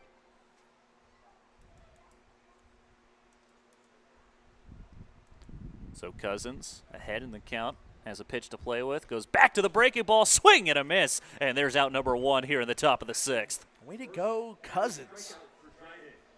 So you got Oh, go ahead, Kai. I was just about to say, so you got the two brothers playing at the same time. Dryden starting on the bump. Well, Dryden on the bump right now, but Cal Cousins also in right. Yeah, definitely a great dynamic there. A couple of, like you mentioned, couple of brothers on the team. Always nice to be on the same team as one of your siblings. Get that team chemistry going. As Sidwell takes a look at the first pitch he sees, looks to square, able to pull back 1-0. Yeah, and Dryden is one of those guys who's always mentally locked in. The moment he stands on the field, as soon as he hits the dirt, he's ready to go and ready to do whatever he's asked of. Here's the 1-0. Sidwell going back to the bunt. Nearly came in and got him. 2-0 the count. Cousins also one of those guys that's a tough guy to bunt against because he's got that massive breaking ball, and something like that can happen as well. Definitely gets a lot of people out in front. Goes to the fastball that time, catches the inner corner, getting back on track. A couple of about the same pitch summary as the last one. Now we're at 2-1 after the 2-0 count. 2-1, swing and a miss at the fastball, and now it's 2-2. What'd I say? He's one of those guys who's always locked in. He makes those adjustments. He makes the reads he needs to make in order to do what he needs to do. And right now, that's just roll right through the Foxes lineup. 2-2. Way outside. Can't get Sidwell to chase the breaker, and now we're full at 3-2. Telly's trying the front foot with that one.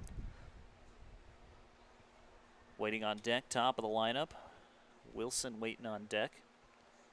Payoff pitch, fastball bounces to the plate, and that's ball 4, and there's a runner on first with 1 gone in the inning. Yeah, right now it looks like the fastball's just kind of getting away from Dryden a little bit. I think he's just pulling down a little bit too much.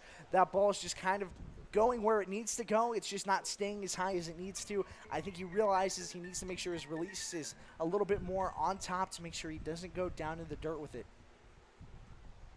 So we'll start the 4th time through the order now for the Foxes as Wilson digs in. First pitch to him is a fastball that comes inside, 1-0.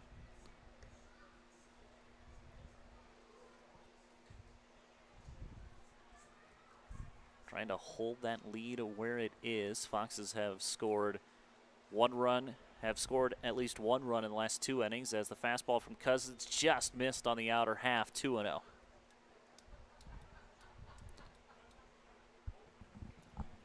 Cousins trying to get out of this one quickly, too, to get the Spuds bats rolling again. 2-0 fastball. That misses as well, and now it's 3-0. Just a little low and outside on that one, too. Again, trying just needs to make sure he brings that fastball up just a little bit more in the zone. Don't want to put anything belt high, but also don't want to miss. Comes inside, and that probably got a piece of Wilson, but it was ball 4 anyway, and runners on first and second now, and we'll have a mound visit. Yeah, and you know Nathan Townsend as well is going out there. Just tell him, hey, look, you got great stuff. Things are working for you. You just need to make sure you're trying to put things in the zone a little bit more. Yep, 1 out in the inning. Good news is you have a force at any base right now, so any ground ball can get you out of this inning, and we'll see what Cousins has in store for catcher Gladish, who will be the next to greet him. It'll definitely be exciting to see what's in store from the rest of this Casper Spuds team. Again, every single win they have on the year, they have not scored first, so we'll see if that trend lives on here tonight. So to the plate now, as mentioned, catcher Gladish will hit with 2 on and only 1 gone in the top half of inning number 6. You think with a name like catcher Gladys, you'd be a catcher, Right? but he's actually not. He's a left fielder. And personally, I don't know about you, but I would make that adjustment just because of how cool the name is. First pitch to him misses up and in. Yeah, you see that name, you're like, no way, he's not a catcher. But you know what? He catches balls, but in the outfield, not behind the plate. Very true, very true. Fastball, little get-me-over fastball. Well, not really a get-me-over fastball. He went for the corner and got the outer black ball, and a strike now to Gladish.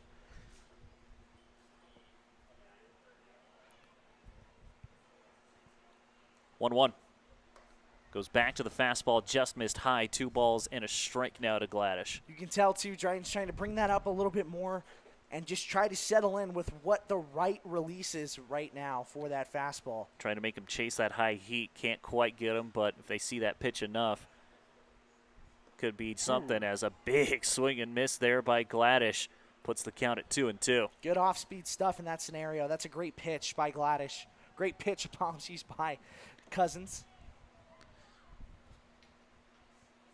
Trying to put him away here with the 2-2.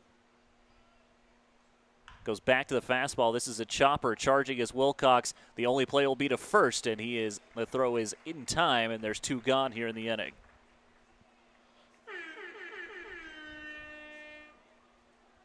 However, both runners do advance, and now you have 2 runners in scoring position now.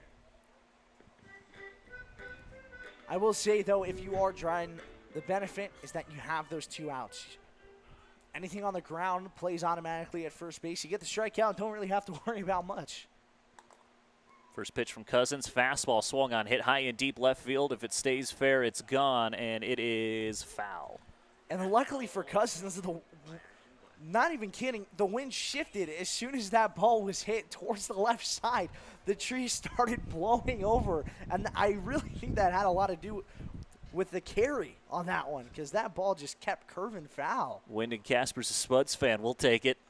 They say the weather changes every 5 minutes. And next pitch to Nunez will catch him in the elbow, and now the bases are loaded here. Still no hits in the inning for the Foxes, but bases loaded now with 2 gone. And not the guy that you want to have up right now if you are the Casper Spuds. This is a guy who can break this one open in a hurry. And I believe Dryden knows that. However, I also think that this is a guy who thrives off competition. And to be fully transparent, this is a spot I think he works well in. First pitch fastball to Bertucci is a fastball that catches the corner. 0-1 the count to him. Yeah, and I feel like Dryden's definitely one of those guys. Where the pressure's on, he's there, and he's going to excel. So we'll see if pressure makes diamonds right here. Bertucci 0 for 2. Fly out, strikeout, and a walk as he chops one on the ground to third. Patton's got it. Throw to first is in time, and that will end the inning. Foxes leave them loaded here. The top half of inning number 6. We'll go to the bottom of the 6th with the score. Foxes. Oh. And the Spuds, too. Apologies for that. Pressure makes diamonds. Pressure makes diamonds. We'll go ahead and take a break. You're watching Spuds Baseball on YouTube.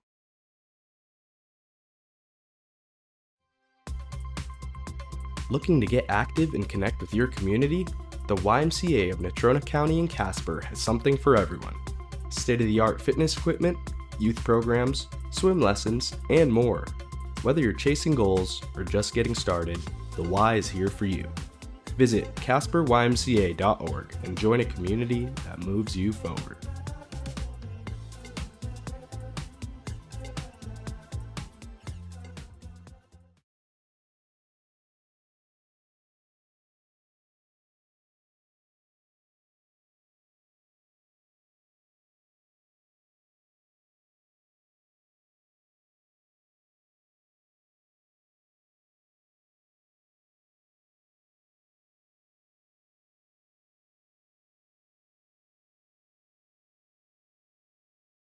On behalf of the Casper Spuds, we'd like to give a special thank you to the Wyoming Air National Guard for sponsoring the Spuds 2026 season, and an even more special thank you for your service to the United States and the rest of Wyoming.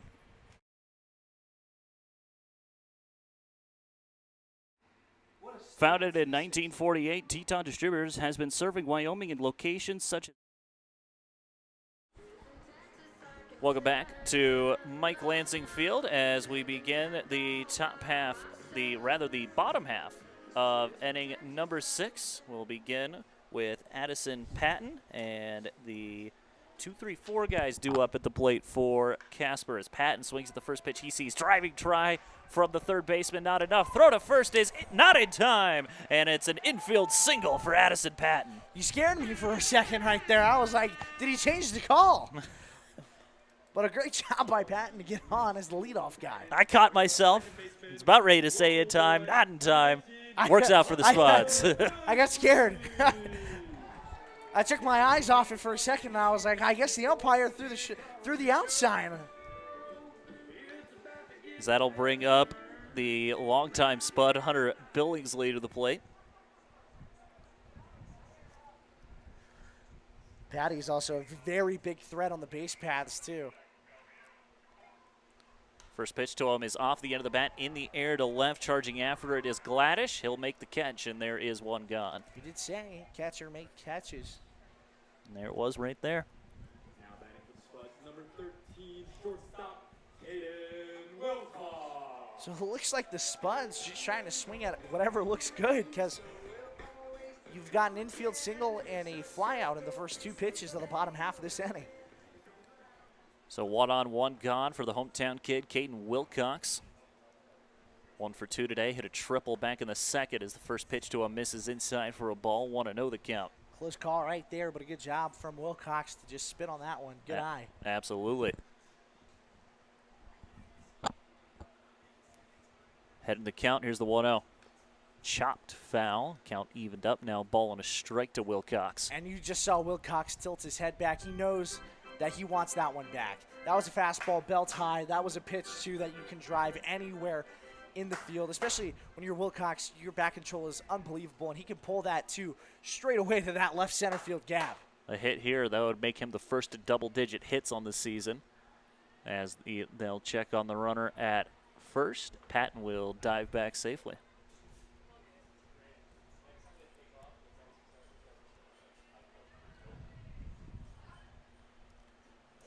Ball and his strike to Patton. Excuse me, Wilcox. As that pitch is fouled back. Now down in the count, 1-2. Tell Wilcox wished too. He kind of held back a little bit more on that one. Just casted his hands out there. Not really the best pitch that you want to go after, but I'm sure he'll make the adjustment.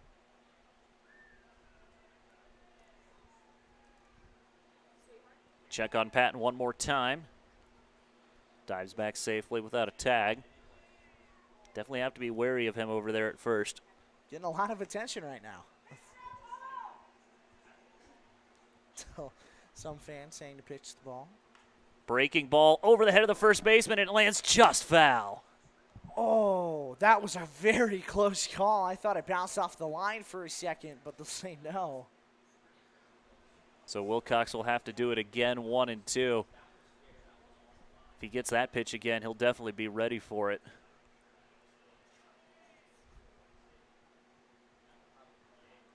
One, two.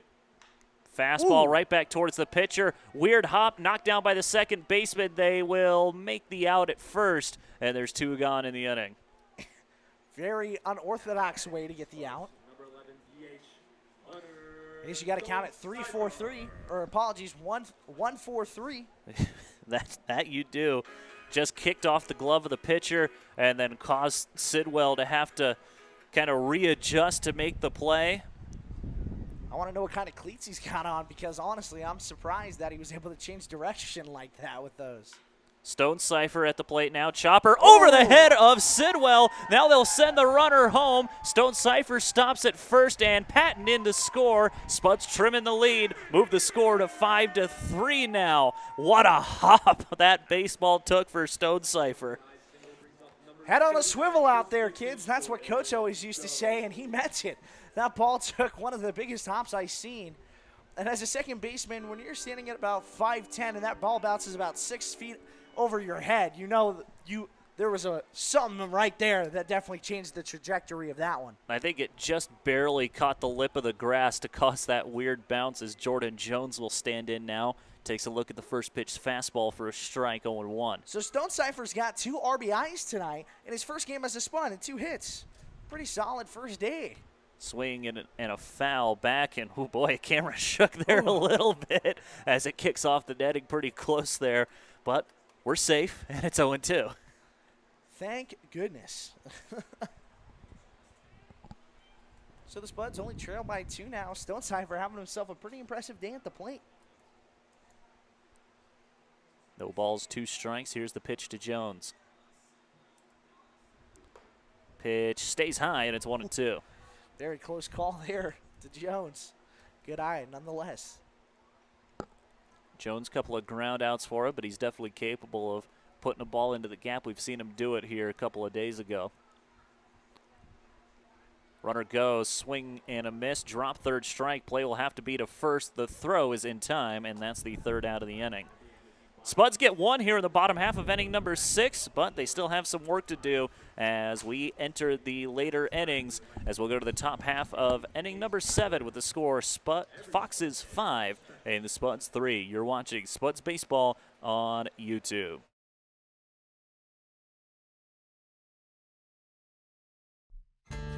Craving comfort food anytime, day or night? Head to Denny's. America's Diner is always open. Whether it's pancakes at midnight, burgers for breakfast, or coffee to fuel your day, Denny's has you covered. With friendly service, affordable prices, and something for everyone, it's the perfect spot to gather, relax, and dig in. So why wait? Swing by Denny's today, where good food and great memories are always on the menu.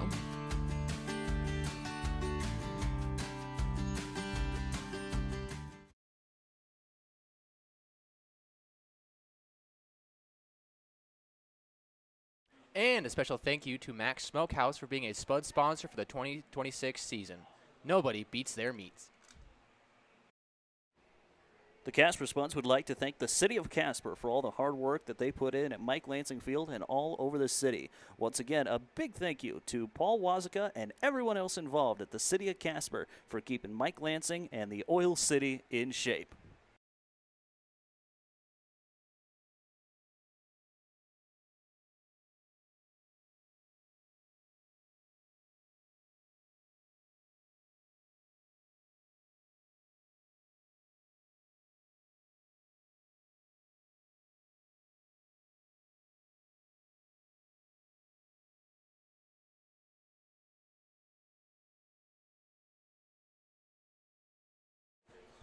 Top half of inning number 7 ready to get underway. Logan Hunter, Kai Jenagabis as we begin the later innings, as Keenan Harvey will lead things off for Fort Collins.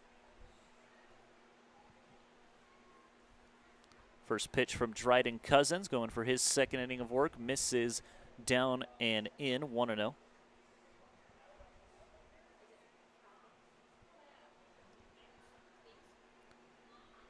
One-0 pitch, fastball stays high, 2-0 now. Yeah, Cousins, he wants to get out of this one quick, too. Casper Spuds just trying to sit these guys down, 1-2-3. Here comes the 2-0 from Cousins, goes to the fastball again, just missed high. 3 balls in, no strikes now.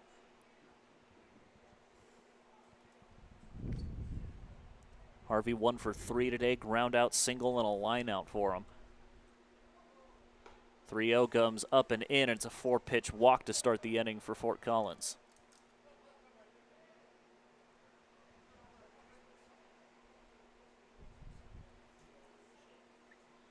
See Nathan Townsend coming in, too, for a quick mound visit.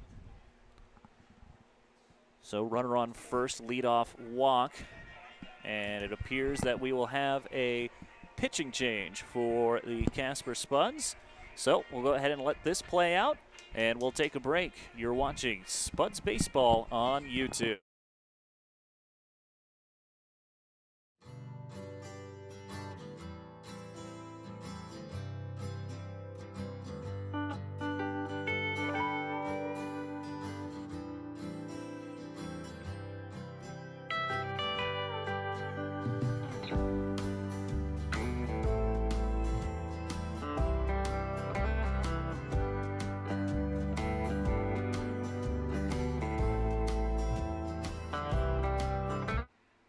Founded in 1948, Teton Distributors has been serving Wyoming in locations such as Gillette, Rock Springs, Cheyenne, and right here in Casper. Based in Worland, Teton Distributors is proud to be a sponsor of the Casper Spuds. Give them a call at 307-234-2659 for all your distributing needs. Teton Distributors, proud sponsor of the Casper Spuds. Thank you, Grizzly Excavating and Construction, for sponsoring your Spuds this season. Your first and only call for quality excavation.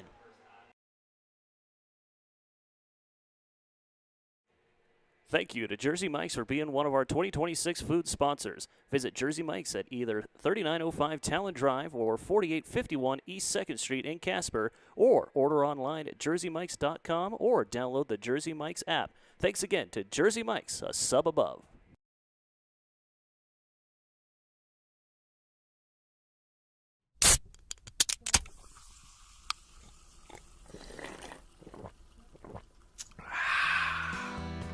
This season, fuel your Spud spirit with the crisp, refreshing taste of Pepsi, one of the official drinks of your Casper Spuds. Whether you're cheering from the stands or the couch, Pepsi is the perfect game day companion. Ice cold, bold, and made for fans like you. Grab a Pepsi and let's go Spuds.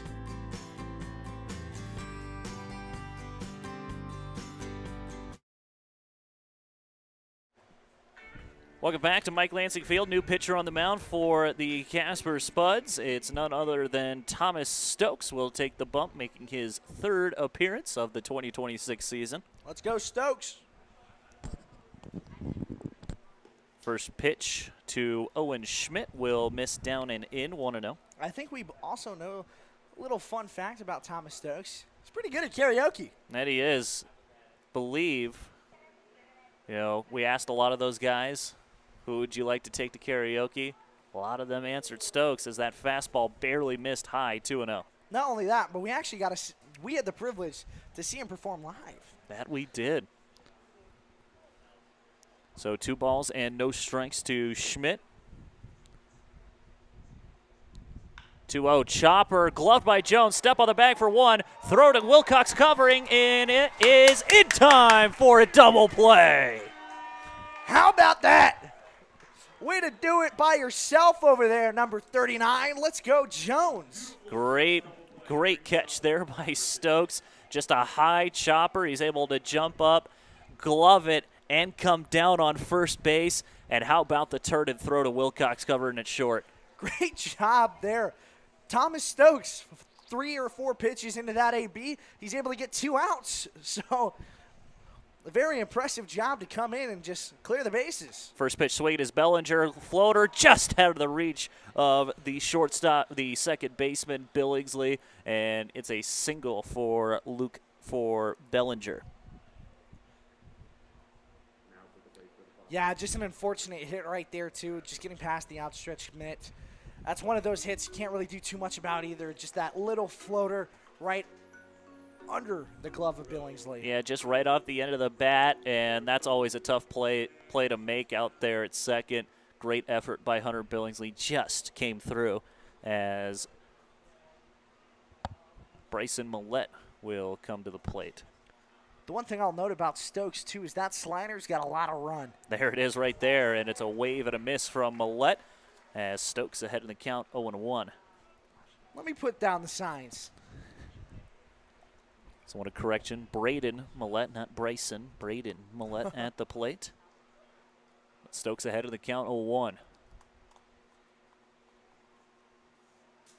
Swing and a miss. Pulled the string again, 0-2. Good pitch there from Stokes. 2 appearances for Stokes, 1 inning for him. He's thrown 54 pitches so far in his Spuds career, 2 strikeouts for him as well. Trying to get strikeout number 3 on the season.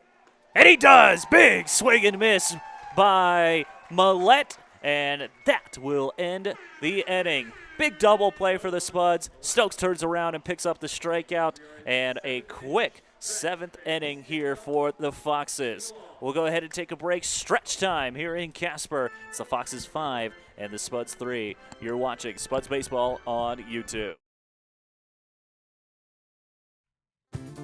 If you're visiting Casper for business, adventure, or just passing through town, Best Western has you covered. With clean, comfortable rooms, free hot breakfast, and a staff that treats you like family, you'll feel right at home, whether near or far. With 3 convenient locations, Best Western in Casper is your base camp for everything Wyoming. Book your stay and rest easy today.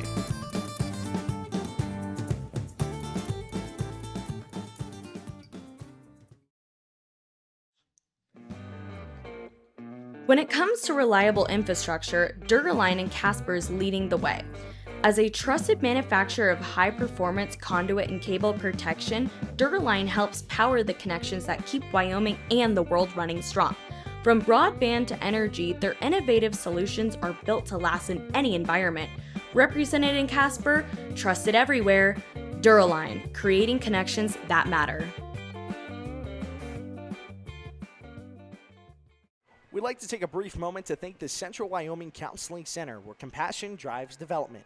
Thank you so much for sponsoring your 2026 Casper Spuds.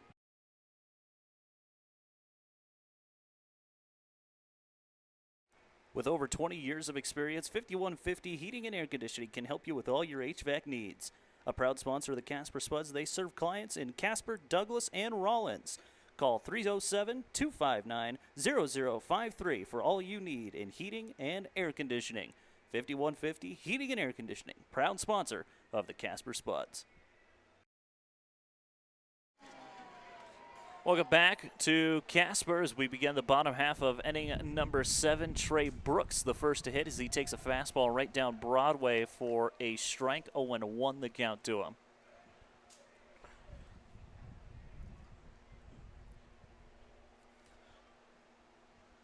See if he swings at the next pitch. He sees it, dumps it right into center field. Leadoff single for the Spuds here in the bottom half of inning number 7. Just about to say, too, Trey Brooks trying to find a way to get on any way he can. He's grounded into he's grounded out twice, looking for a base knock. He's finally got one. And another guy who's very dangerous on the base paths. That'll bring up Holden Christensen. 0-2. 0 for 2 today. But a good spot here with a runner on first and nobody out. Check on Brooks. He dives back in.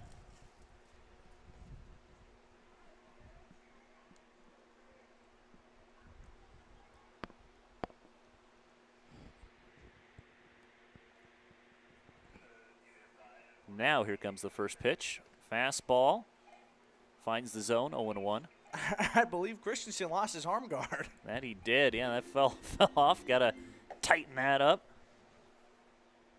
Get back in the box. 0-1. Definitely don't want to have that falling off mid-AB.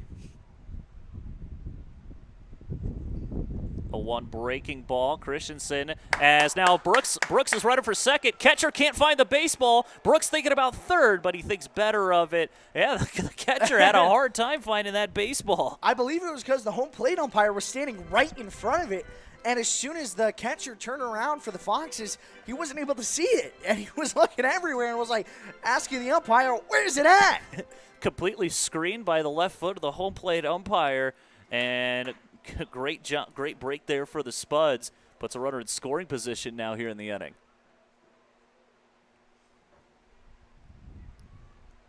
Even count, ball and a strike, fastball lifted, shallow right. Going back on it is Sidwell. He'll put the glove on it, and there's the first out of the inning.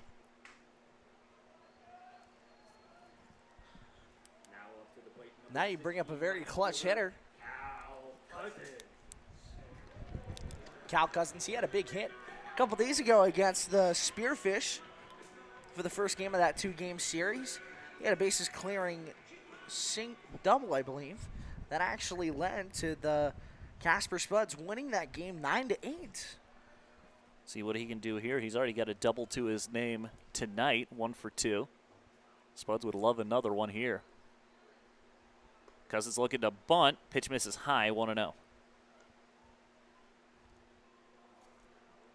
You know what the Spuds are saying, too. If you're able to put the ball in play, good things will happen. Hitters count for Cousins. Breaking ball. Cousins lets it go. 1-1 now.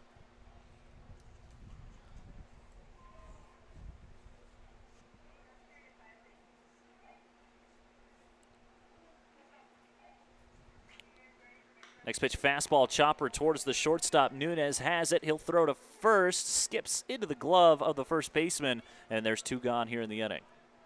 Now up to bat for the Spuds, number 24, Elijah Reeves. Now things don't get too much better here as now you bring up Elijah Reeves, the leadoff hitter. Definitely a guy you have to worry about as the Spuds will start their 4th time through the batting order. Reeves still looking for that first hit. And he is. He was hit with a pitch back in the 3rd, but that's the only time he's gotten on base today as he swings at the first pitch he sees and knocks it foul, 0-1.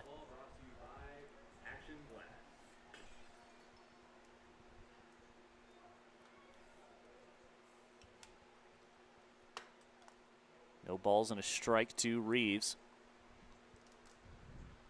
Fastball caught the corner, and it's 0-2.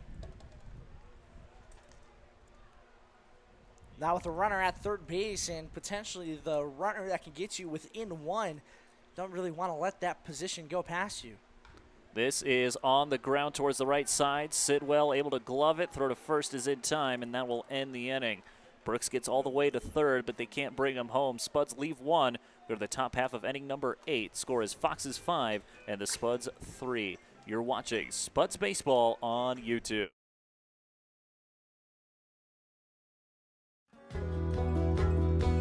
Craving legendary food and service? Head on down to Texas Roadhouse in Evansville, where the steaks are hand-cut, the rolls are hot and fresh, and the energy is always high. Whether it's a family dinner or a night out with friends, Texas Roadhouse is here for you. Located at 210 Miracle Street, be sure to come hungry, and we know you'll leave happy. Legendary food, legendary service, that's Texas Roadhouse.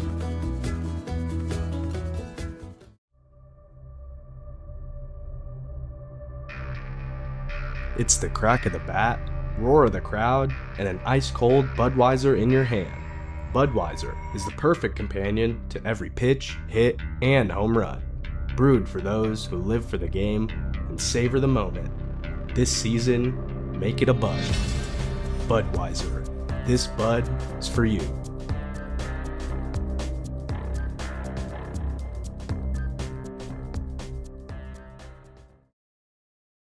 Thank you, Grizzly Excavating and Construction, for sponsoring your Spuds this season, your first and only call for quality excavation. We'd like to take a quick moment to thank K2 TV for sponsoring your Casper Spuds and delivering live updates on all things happening in the oil city that is Casper, Wyoming. Thank you again, K2 TV.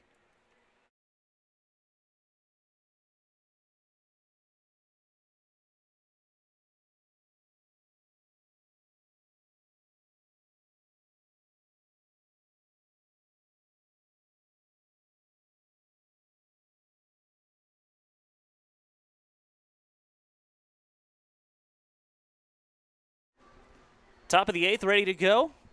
Be the 9-1 and 2 hitters due up for Fort Collins as they lead things 5-3. Luke Sidwell at the plate. First pitch fastball right down the chute. Sidwell looked to bunt, didn't commit to it. 0-1. Yeah, Stokes just looking to go 1, 2, 3 here. Pretty good first couple of pitches for him back in that 7th. Goes to the slider and caught the corner. What a pitch there by Thomas Stokes. He's way ahead now, 0-2. Great job by Stokes. And that's what I was trying to mention before as well. Again, that slider, back door, front door, however you want to throw it, it'll work. 0-2 the count. Here it comes from Stokes. Goes to the fastball and it bounces to the plate. I think that kicked off at Christensen. Still ahead though, 1-2 now.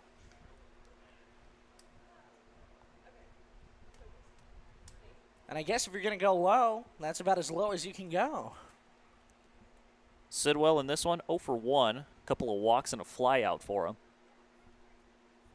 1-2. Swing and a miss at the fastball, and there is out number 1. Way to go, Stokes. 2 strikeouts in 2 innings for that guy. Stokes is stoked. Yeah, back-to-back strikeouts for him even, as Wilson will be the next to hit for Fort Collins.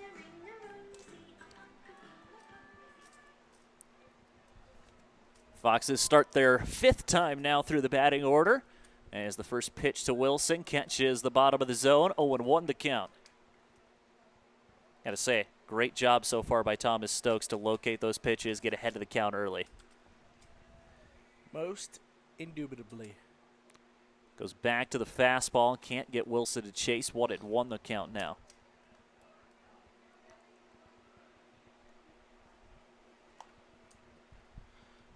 Stokes doing a pretty good job locating on the pitches he needs to. Been a couple that have gotten away, but thankfully nobody's been on for him. Goes back to the fastball, and that will miss. 2-1 now. Got a little bit too much of the plate on that one, literally.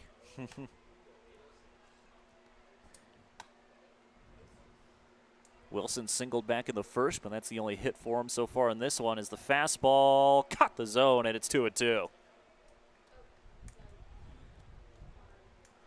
And Stokes, I believe a couple nights ago, let up a 3-run shot against the Spearfish. And he's done a pretty good job in this one, bouncing back from that. A couple of rough innings from him, but he's been dealing so far in this inning and a third. 2-2. Swing and a miss. Drop third strike. Christensen will have to make the throw. He does not as the ball pops out of the glove of Jordan Jones, and the runner's safe at first. So for the second straight night in a row, we have a pitcher for the Spuds who's thrown a strike, who's had a strikeout, but the runner still made it on. So now a runner on first after the drop third strike, as catcher Gladish will come to the plate. So a possible 4-strike inning on the way from Stokes.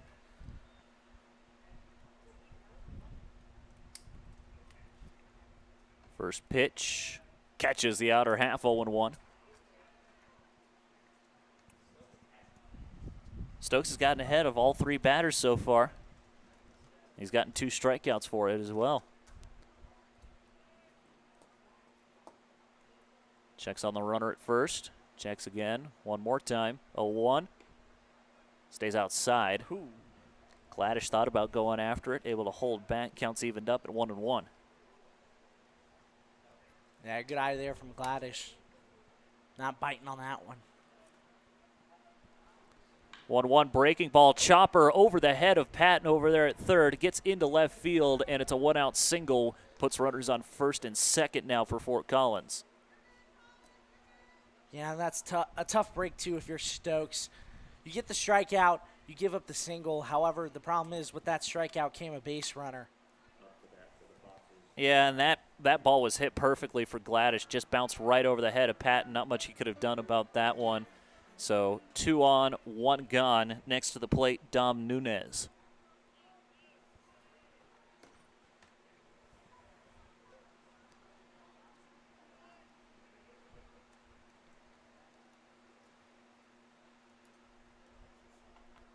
First pitch fastball, stays outside, 1-0 to the Foxes shortstop.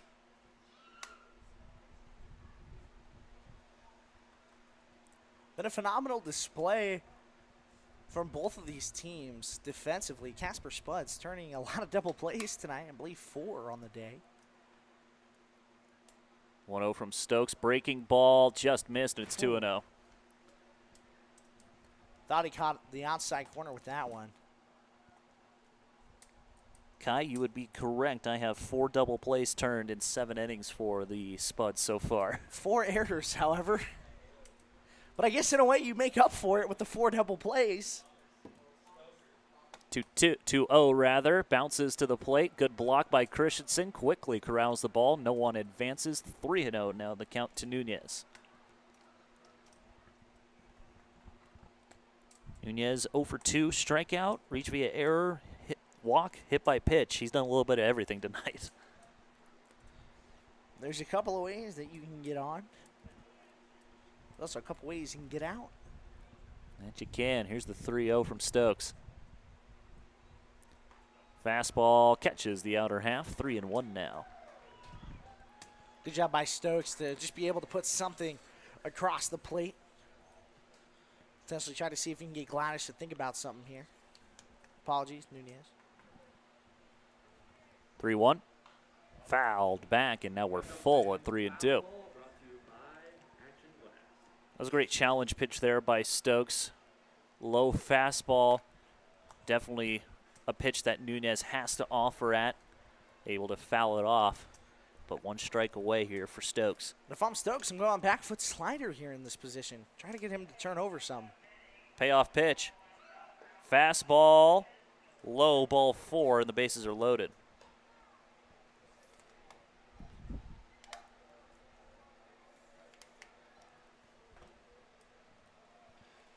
So the bases are loaded now with 1 out. Next to the plate for the Foxes is Nick Bertucci. I will say it is pretty funny to look at the scorecard and see that there's 2 strikeouts in this inning and no outs, or only 1 out.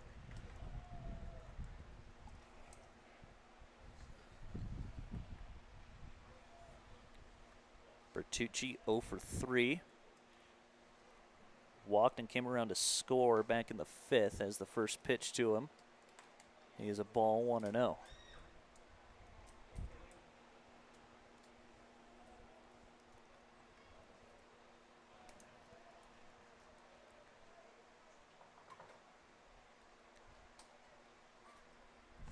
Swing and a miss. Good pitch there by Stokes. Went right to the slider. Bertucci swung right over it. Counts evened up 1-1.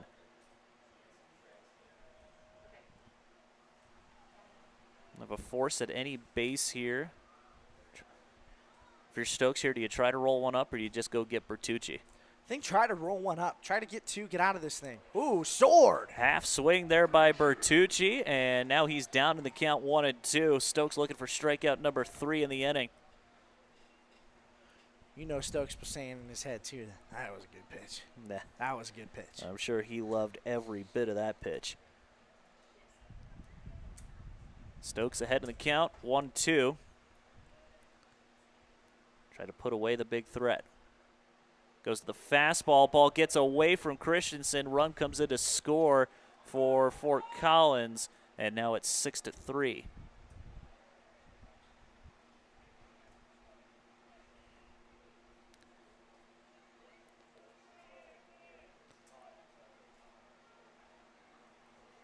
So bad news, run scores base open. Good news, you still have a pitch to play with here. Very true. So now if you're Stokes, the double play possibility no longer around. However, you still have the potential to get a strikeout here. And with the bases, with a base open, the infield will move in for Casper as Stokes will come set ready for the 2-2. Slider, got him looking, strike 3 called, and that is out number 2. So 3 strikeouts for Thomas Stokes, but 2 outs.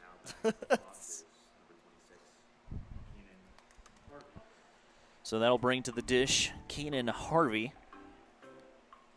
Drew will walk his last time up. So Stokes has gotten himself 4 strikeouts in 2 innings. And away. Swing and a miss at the first pitch. Harvey came up ready to hack, and he swings right through that pitch, 0-1. I think he was trying to hit a 5-run home run with that swing. And we know we kind of see this as a little bit of a rivalry matchup. And speaking of rivalries, the Harvey down there actually went to my rival high school back when I used to play. How about that? This is in the air, left field. Charging is Brooks. He won't be able to get there. 1 run will score, and 2 runs will score. It's a 2-run single for Keaton Harvey, and the Foxes are back up by 5.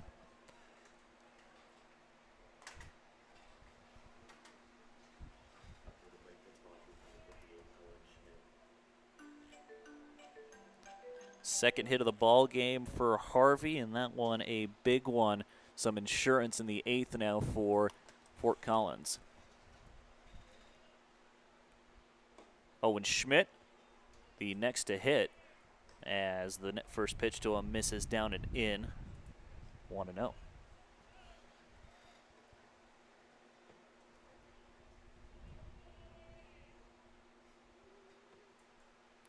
1-0 breaker back up the middle. Coming on is Wilcox. He'll tap the bag for the 3rd out of the inning, and that will end it. However, 3 runs do come across to score for Fort Collins, so Casper now once again has their backs against the wall. We'll go to the bottom half of inning number 8. It's the Foxes 8 and the Spuds 3. You're watching Spuds Baseball on YouTube.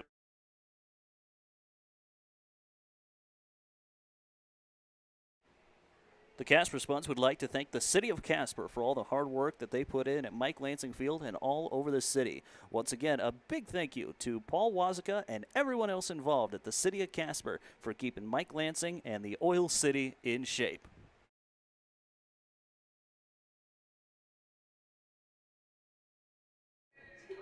We'd like to thank Platte Valley Bank for sponsoring your Casper Spuds for this 2026 season. Thank you again, Platte Valley Bank, local banking made easy.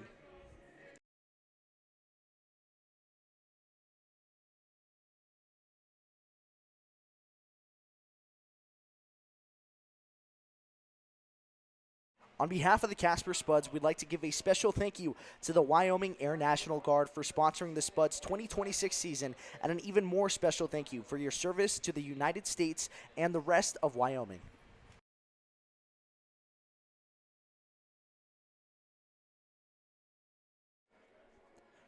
We'd like to take a quick moment to thank Platte Valley Bank for sponsoring your Casper Spuds for this 2026 season. Thank you again, Platte Valley Bank, local banking made easy.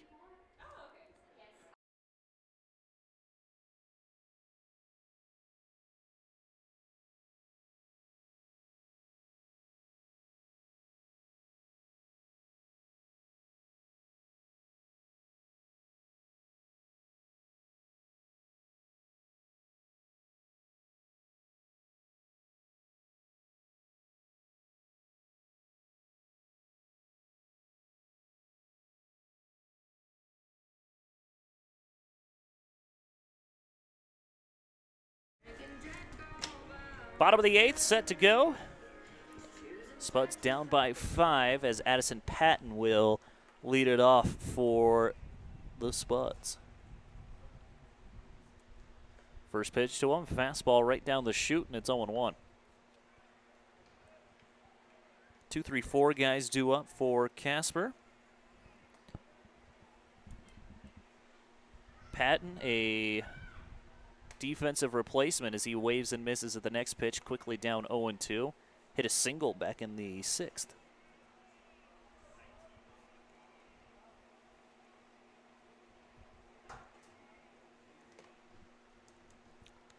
You can say defensive replacement, but he had an infield single that he came all the way around and scored on.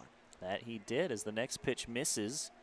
Good eye there by Patton with 2 strikes, 1-2 now.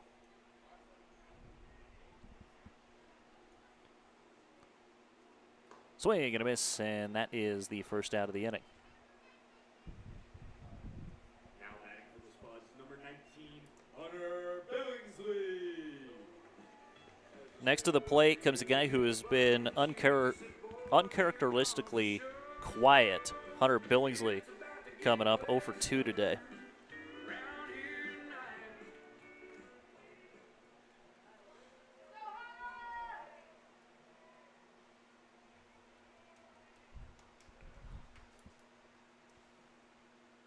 First pitch to him comes inside. It's 1-0. Yeah, Billingsley is definitely one of those guys who makes a lot of noise. Tonight it's been a little bit more silent from him.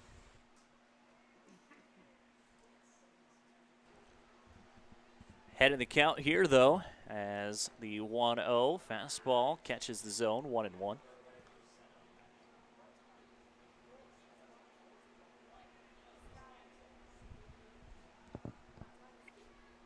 Three runs, 5 hits, 4 errors for the Spuds here in the bottom of the 8th.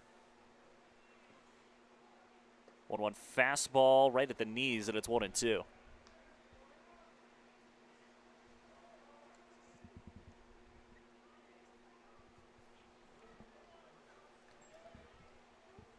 Billingsley down in the count. See what he can do here at 1-2. Fastball golfed at, popped way up in the air. Coming on is Nunez, and he will put it away, and there is the second out of the inning.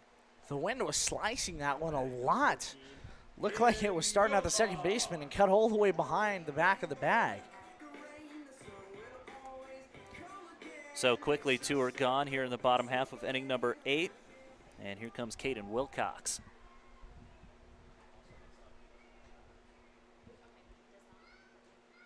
First pitch to him. Looked a touch low, called a strike, and it's 0-1.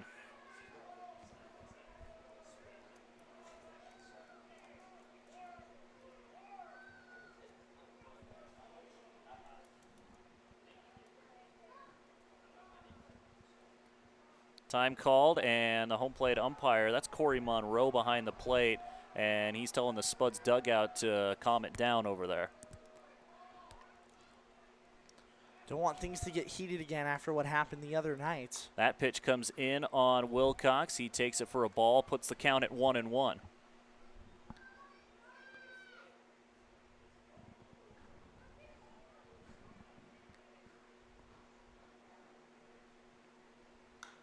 Swing it at the fastball. This one high and deep right center field. Going back on it is Wilson, and he is able to make the catch, and that will end the inning.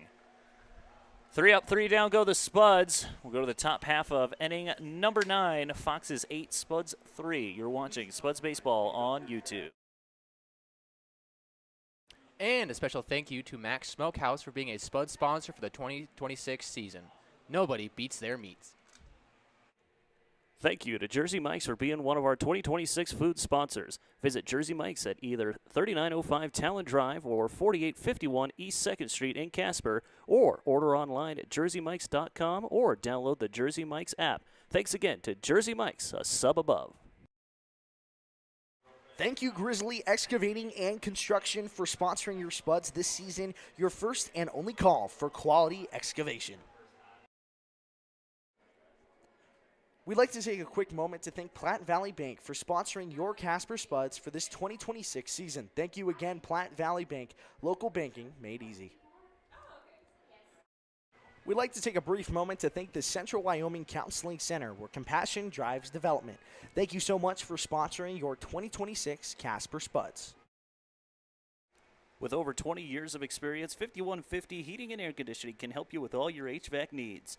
A proud sponsor of the Casper Spuds, they serve clients in Casper, Douglas, and Rollins. Call 307-259-0053 for all you need in heating and air conditioning. 5150 Heating and Air Conditioning, proud sponsor of the Casper Spuds.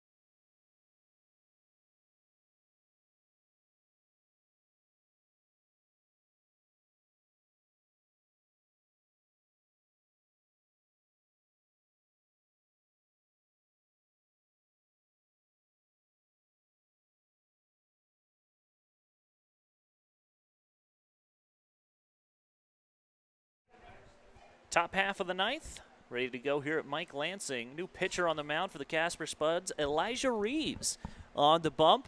So he's been working on his two-way game the past couple of years. See what he could do here in his first pitching appearance for the Spuds, as the first pitch to him catches the outer half, and it's 0-1. Potential first pitch of Elijah Reeves' career as a Spud is a strike. He's pitched a couple of times for the Spuds before, I know that. First time as the two-way.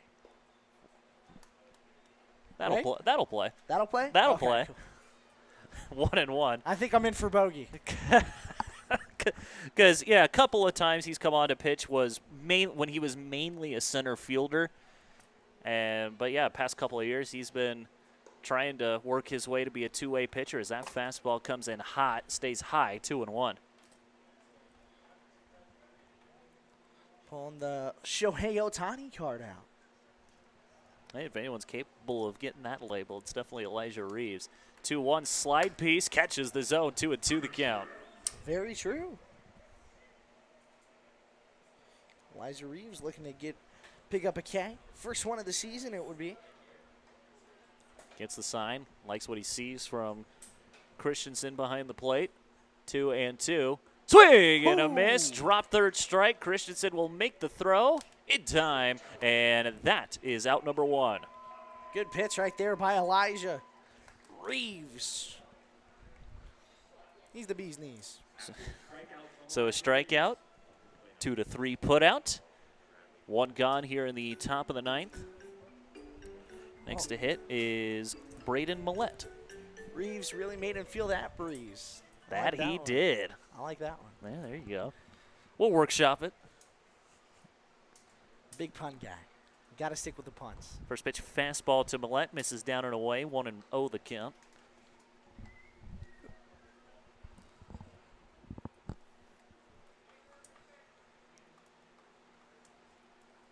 Millette struck out 2 times already. Looking for the golden sombrero. 1-0 fastball, swing and a miss. That might have been could have been a changeup. 1-1 the count. I think it dropped on Millette there. I should say, too, he's not looking for the golden changeup.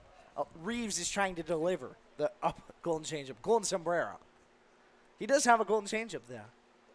Slider stays down and away. Good eye that time by Millette. He's ahead in the count again, 2-1.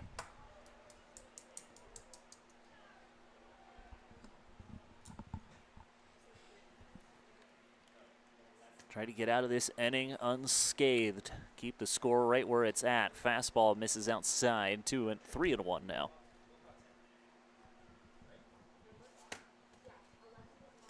And Millette just 1 hit, singled back in the 4th.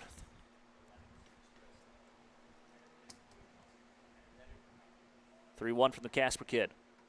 Fastball on the outer half, and now we're full at 3-2. Good pitch from Reeves right there.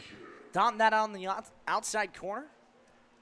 Got a lot of room to work with here, too, with the count being full. Luke Sidwell waits on deck. Sorry about that, Kai. You're all good. 3-2, chopped foul, and we'll try again. Quite literally off the end of the bat.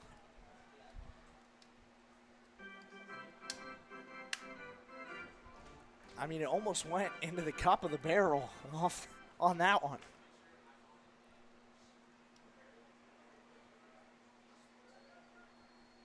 Reeves likes the sign, comes set.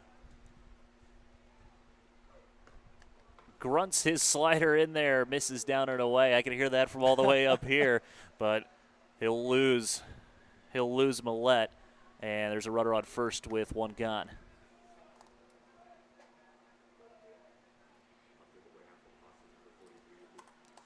Still an opportunity to go and get out of this one unscathed. Of course, the runner on first you have to worry about a little bit, but at the same time, if you're Reeves, just trying to make sure that you don't allow any more runs to come across. Spuds are still just trying to fight back from that 5-run deficit. First pitch to Sidwell finds the zone, 0-1 the count. Struck out his last time.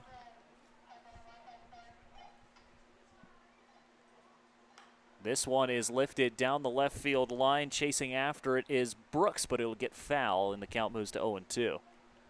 Yeah, and that wind kind of starting to blow a little bit more towards that left field side. The ball's just cutting a lot more. It's definitely calmed down a lot more since about the 3rd or 4th inning.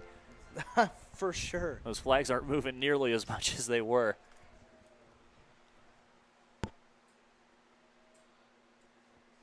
Oh, 2.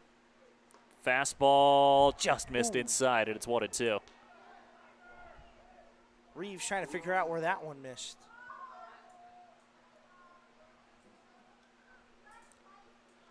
Looks like there's a party going on the party deck over there. Yeah, I want to thank Pepsi and Teton Distributors for coming out, sponsoring today's ball game as the 1-2 bounces to the plate. Runner will not go.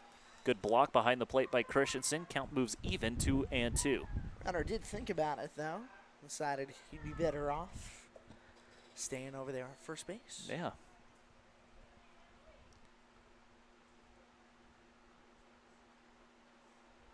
Reeves trying to put him away with this one. 2-2. And that comes in, and I think that got Sidwell on the foot, and there will be 2 on with only 1 gone. Sidwell will sprint to first base.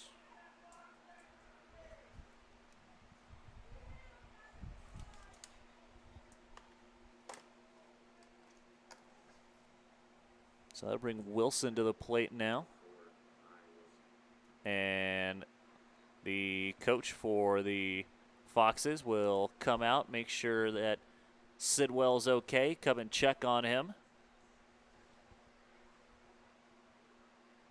So yeah, he did hop around a little bit, and that was that fastball had some juice on it, so I'm sure that didn't feel very good. Looks like he'll stick through it, though. Good for Sidwell to stay in the game.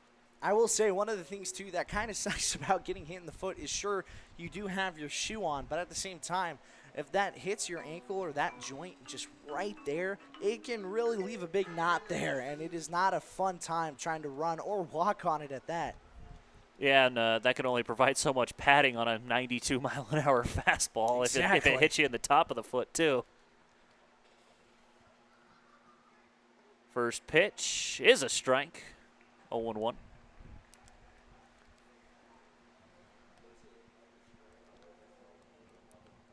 Wilson, so far in this one, he is 1 for 3, singled in the first, drew a couple of walks as well in this one. Struck out, but made it to first on a drop third strike his last time. You can tell, too, that Elijah Reeves trying to adjust the best he can with these runners on first and second. Next pitch skips to the plate. Ball and a strike now to Wilson.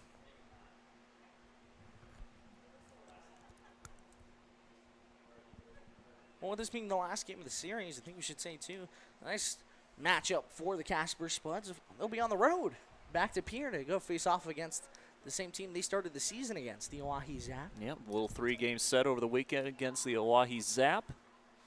They'll be back in town on Monday as this slider is on the ground to short, just past the glove of Wilcox. Runner coming to the plate. Here's the throw from Brooks, and not in time. Throw took Christensen up the line, tried to turn around and apply the tag. Runner just barely got by him as he caught the ball, and another run in for Fort Collins. Yeah, you can't blame Trey Brooks for trying to get that over to home plate. Back over to Christensen to try to apply the tag. The throw was a pretty good one at that, too. Just not able to get there in time and beat the lead runner. And like you said, that run comes across. Catcher Glash to the plate. What a catch by Christensen. Runner was going. Now he's caught in a pickle. Wilcox will hold on to it, flips it to Patton. Now Patton will get it to Billingsley, and he makes the tag for the second out. Throw to second is not in time, and that is just the second out of the inning. Wow. Well, talk about a pickle. And that was all started by the great catch behind the plate by Holden Christensen. That fastball looked like it was about to sail up into the third row, and Christensen able to grab it and caught Sidwell way off of second base, caught him in the pickle, almost had the chance to double up the runner, but instead just 1 out on that exchange as Gladish will now bat with 2 outs. Another fastball comes up high, 2-0 the count to Gladish. Got to think Reeves is trying to go for the fake out again. Hey, it worked last time. Might as well go back to it. He did. Wilcox, too, deserves some credit on that for being a heads-up defensive player, just being able to read that the runner was going to be able to get back in time. Good slider there by Reeves as it catches the zone 2-1.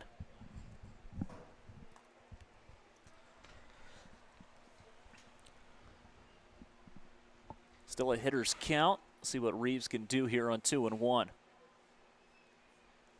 Runner breaks for third. Slider called a strike. The throw down takes the third baseman Patton off the bag just slightly, and it's a stolen base for Wilson. It was a pretty good jump there, too, from Wilson. He read it really well out of the hands, just not able to get the throw there in time. Has a chance to end the inning here with the next strike. Here's the 2-2, up and away, and we're full now at 3-2.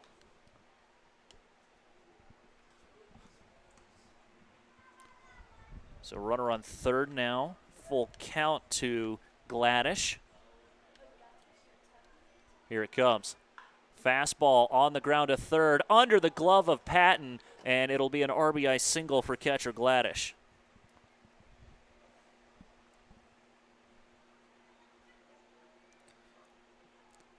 They do put an error up on the board, but I don't think Patton made contact with that ball. So I think that will officially go into the books as a hit, but we'll go and double check that. Yeah, I don't know if there was any actual contact from Patton, like you said. I do believe that his glove hand actually lifted right above the ball, and just trying to go for the scoop just a little bit too early. So Gio Nunez will swing at the 1-0 and lifts it high. And Billingsley will have it pop out of his glove. And it's an E4 and another error for Casper. By the way, that one against Gladish did go into the books as an error. So back-to-back errors for the Spuds. And there's runners on the corners now with 2 outs. So that's 6 errors on the night for the Casper Spuds. I believe about 3 or 4 of which have came off the hot corner. Yep, that's 3. I count 3 in my scorebook on the third baseman. 2 from Andrew Witt, and then the 1 from Addison Patton. First pitch fastball to Nick Bertucci, misses 1-0.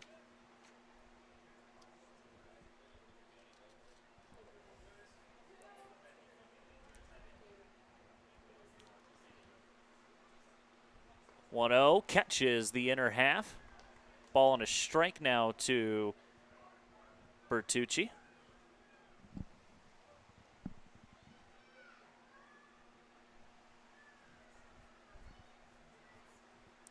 Slider stays outside. Bertucci not willing to chase. 2-1 now.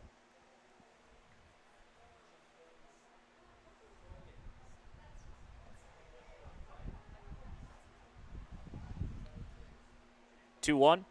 Swing and a miss at the fastball, and now the count's evened up at 2-2. Bertucci still hitless tonight. He struck out twice. Flew out, grounded out, and was reached base by a walk. Chance to put Bertucci away. Here's the 2-2. Swing and a miss, and that will end the inning. However, the Foxes do put 2 more on the board as they've scored 5 runs in the last 2 innings. So we'll go to the bottom half of inning number 9. It is the Foxes 10 and the Spuds 3. You're watching Spuds Baseball on YouTube. We'd like to take a brief moment to thank you, Allen and Crouch, for sponsoring the Casper Spuds and for helping supply the Casper area with petroleum for over 40 years. Now back to the purple and teal bats cracking on YouTube.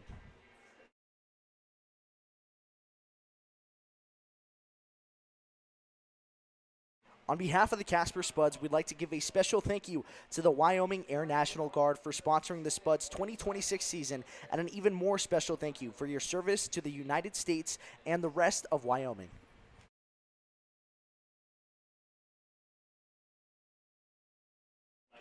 We'd like to thank you, Automotion and Electronics Incorporated, for sponsoring your Casper Spuds for this 2026 season and powering progress through innovation and expertise for nearly 70 years. Thank you again, Automation Electronics.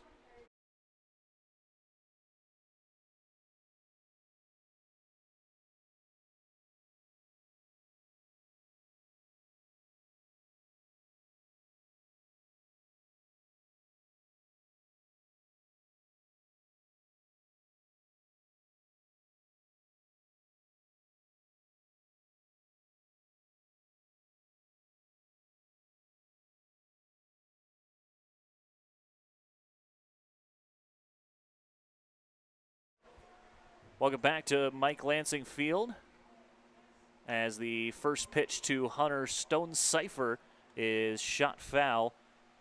Quickly 0-1 the count here to the designated hitter.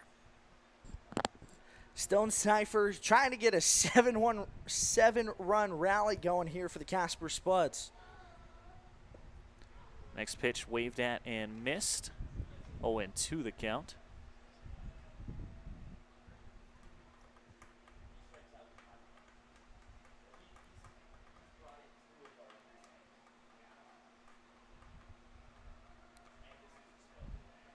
No balls, 2 strikes. Swing and a miss, and Stone Cipher's down on 3 pitches. That is Pitch hitting for your Casper Spuds, number 10, David. talk amongst yourselves. That is strikeout number 5 by my count. We'll double check.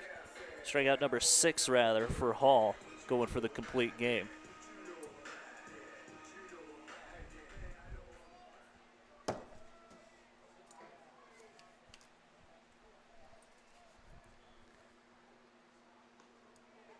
First pitch to the pinch hitter, David Denton.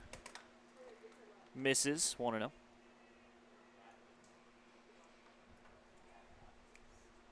Next pitch comes inside, caught the corner, says the home plate umpire, and it's a ball and a strike. That's always so hard. You see that fastball come miss outside, and then it comes right back inside. Tough pitcher to get a read on here. As that fastball is driven high and deep down the right field line. Will it stay fair? No, it won't, and it's 1-2. Yeah, just too much hook on that one, but a good job nonetheless by Denton to try to push that one down the line, try to make something out of nothing.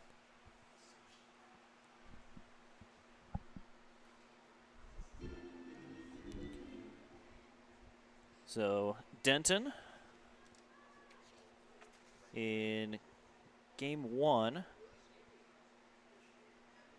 we went 0 for 2 in game 1. As the 1-2 right at the knees, called third strike, and there's 2 outs. Now batting for the Spuds, number 26, Trey Brooks. So Spuds down to their final out, as Trey Brooks will be the next to hit.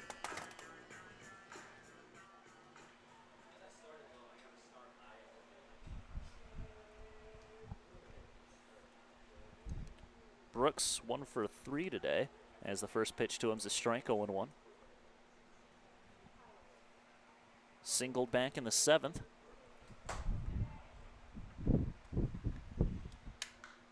As this is hit into shallow center. Charging is Wilson, but it will be Bertucci to make the final catch, and that is the ball game.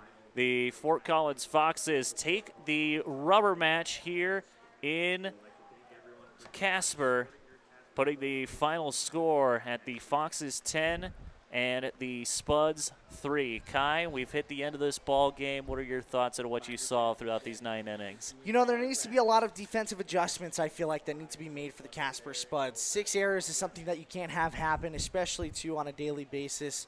The Casper Spuds have had a couple of games now where they've had 3 or more errors, and it's just not it's not one of those stat lines that you want to walk home with. And it's also always a tough beat to lose your final game at home. I think the Casper Spuds offense was there in a couple ways, especially last night, but they just weren't able to find that way here tonight. I think the Casper Spuds are also a team, too, that have a lot of grit. There's a lot of determination, but there's a lot of fire behind this squad as well. I don't think because you lose one series means that the entire season's over, but I definitely feel like this is one of those games that light a fire underneath some of those guys, and you're going to go see these guys on the road tomorrow night go against the Oahe Zap and try to sweep that series. Yep, the last time the Spuds were in Pierre, they won the series 2-1. Chance to try to get back on the right foot with the road trip up to Pierre and see what's going on there. And another thing that I want to mention, the situational hitting wasn't the best for Casper. They had opportunities. They had guys in scoring position, and very rarely could they push them across the plate. So the hitting with runners in scoring position needs to be, well, it needs to be worked on. Sounds harsh, yeah. But that's definitely an adjustment that the Spuds need to make if they want to be successful throughout the season. So a lot more situational hitting scenarios, definitely, that the Spuds need to improve on. I thought one bright spot for the Spuds was the bullpen. Dryden Cousins, Thomas Stokes came out. And they pitched pretty well. I mean, when they came in, no runs in the 6th inning, no runs in the 7th inning for Fort Collins. So, all in all, some good, some that needs to be worked on throughout the season. But baseball's a long season, and we've only played 8 games. Exactly. The Casper Spuds, too, still sit at 500 going into this quick little 3-game series against the Oahe Zap. They'll be back again at home at Mike Lansing Field. The Casper Spuds will definitely be looking to bounce back tomorrow night. I think there's a lot of good games in store for the Spuds later this year. However, tonight was not one of those nights for the Spuds, but we always know that this is a team that can come back. They've done it so many times earlier this year, and they're going to continue to keep doing that. They're going to show everybody what they're about. They're going to show some grit, determination, and some good baseball, and that's what I'm expecting, and that's what this team is going to be able to do in the upcoming games. Our next broadcast will be Monday, June 8th, and we get to see the debut of the Capital City Aviators on Monday. That broadcast is scheduled for 6:20, so be sure to tune in for that. But until then, for Kai Genagabis, Nick Rose, Paul and Christy Hack, Courtney and Kirby Stevens, everyone else involved in the Spuds organization, want to thank you all for watching along. Spuds fall 10-3 here at Mike Lansing. Thank you all for watching. We will see you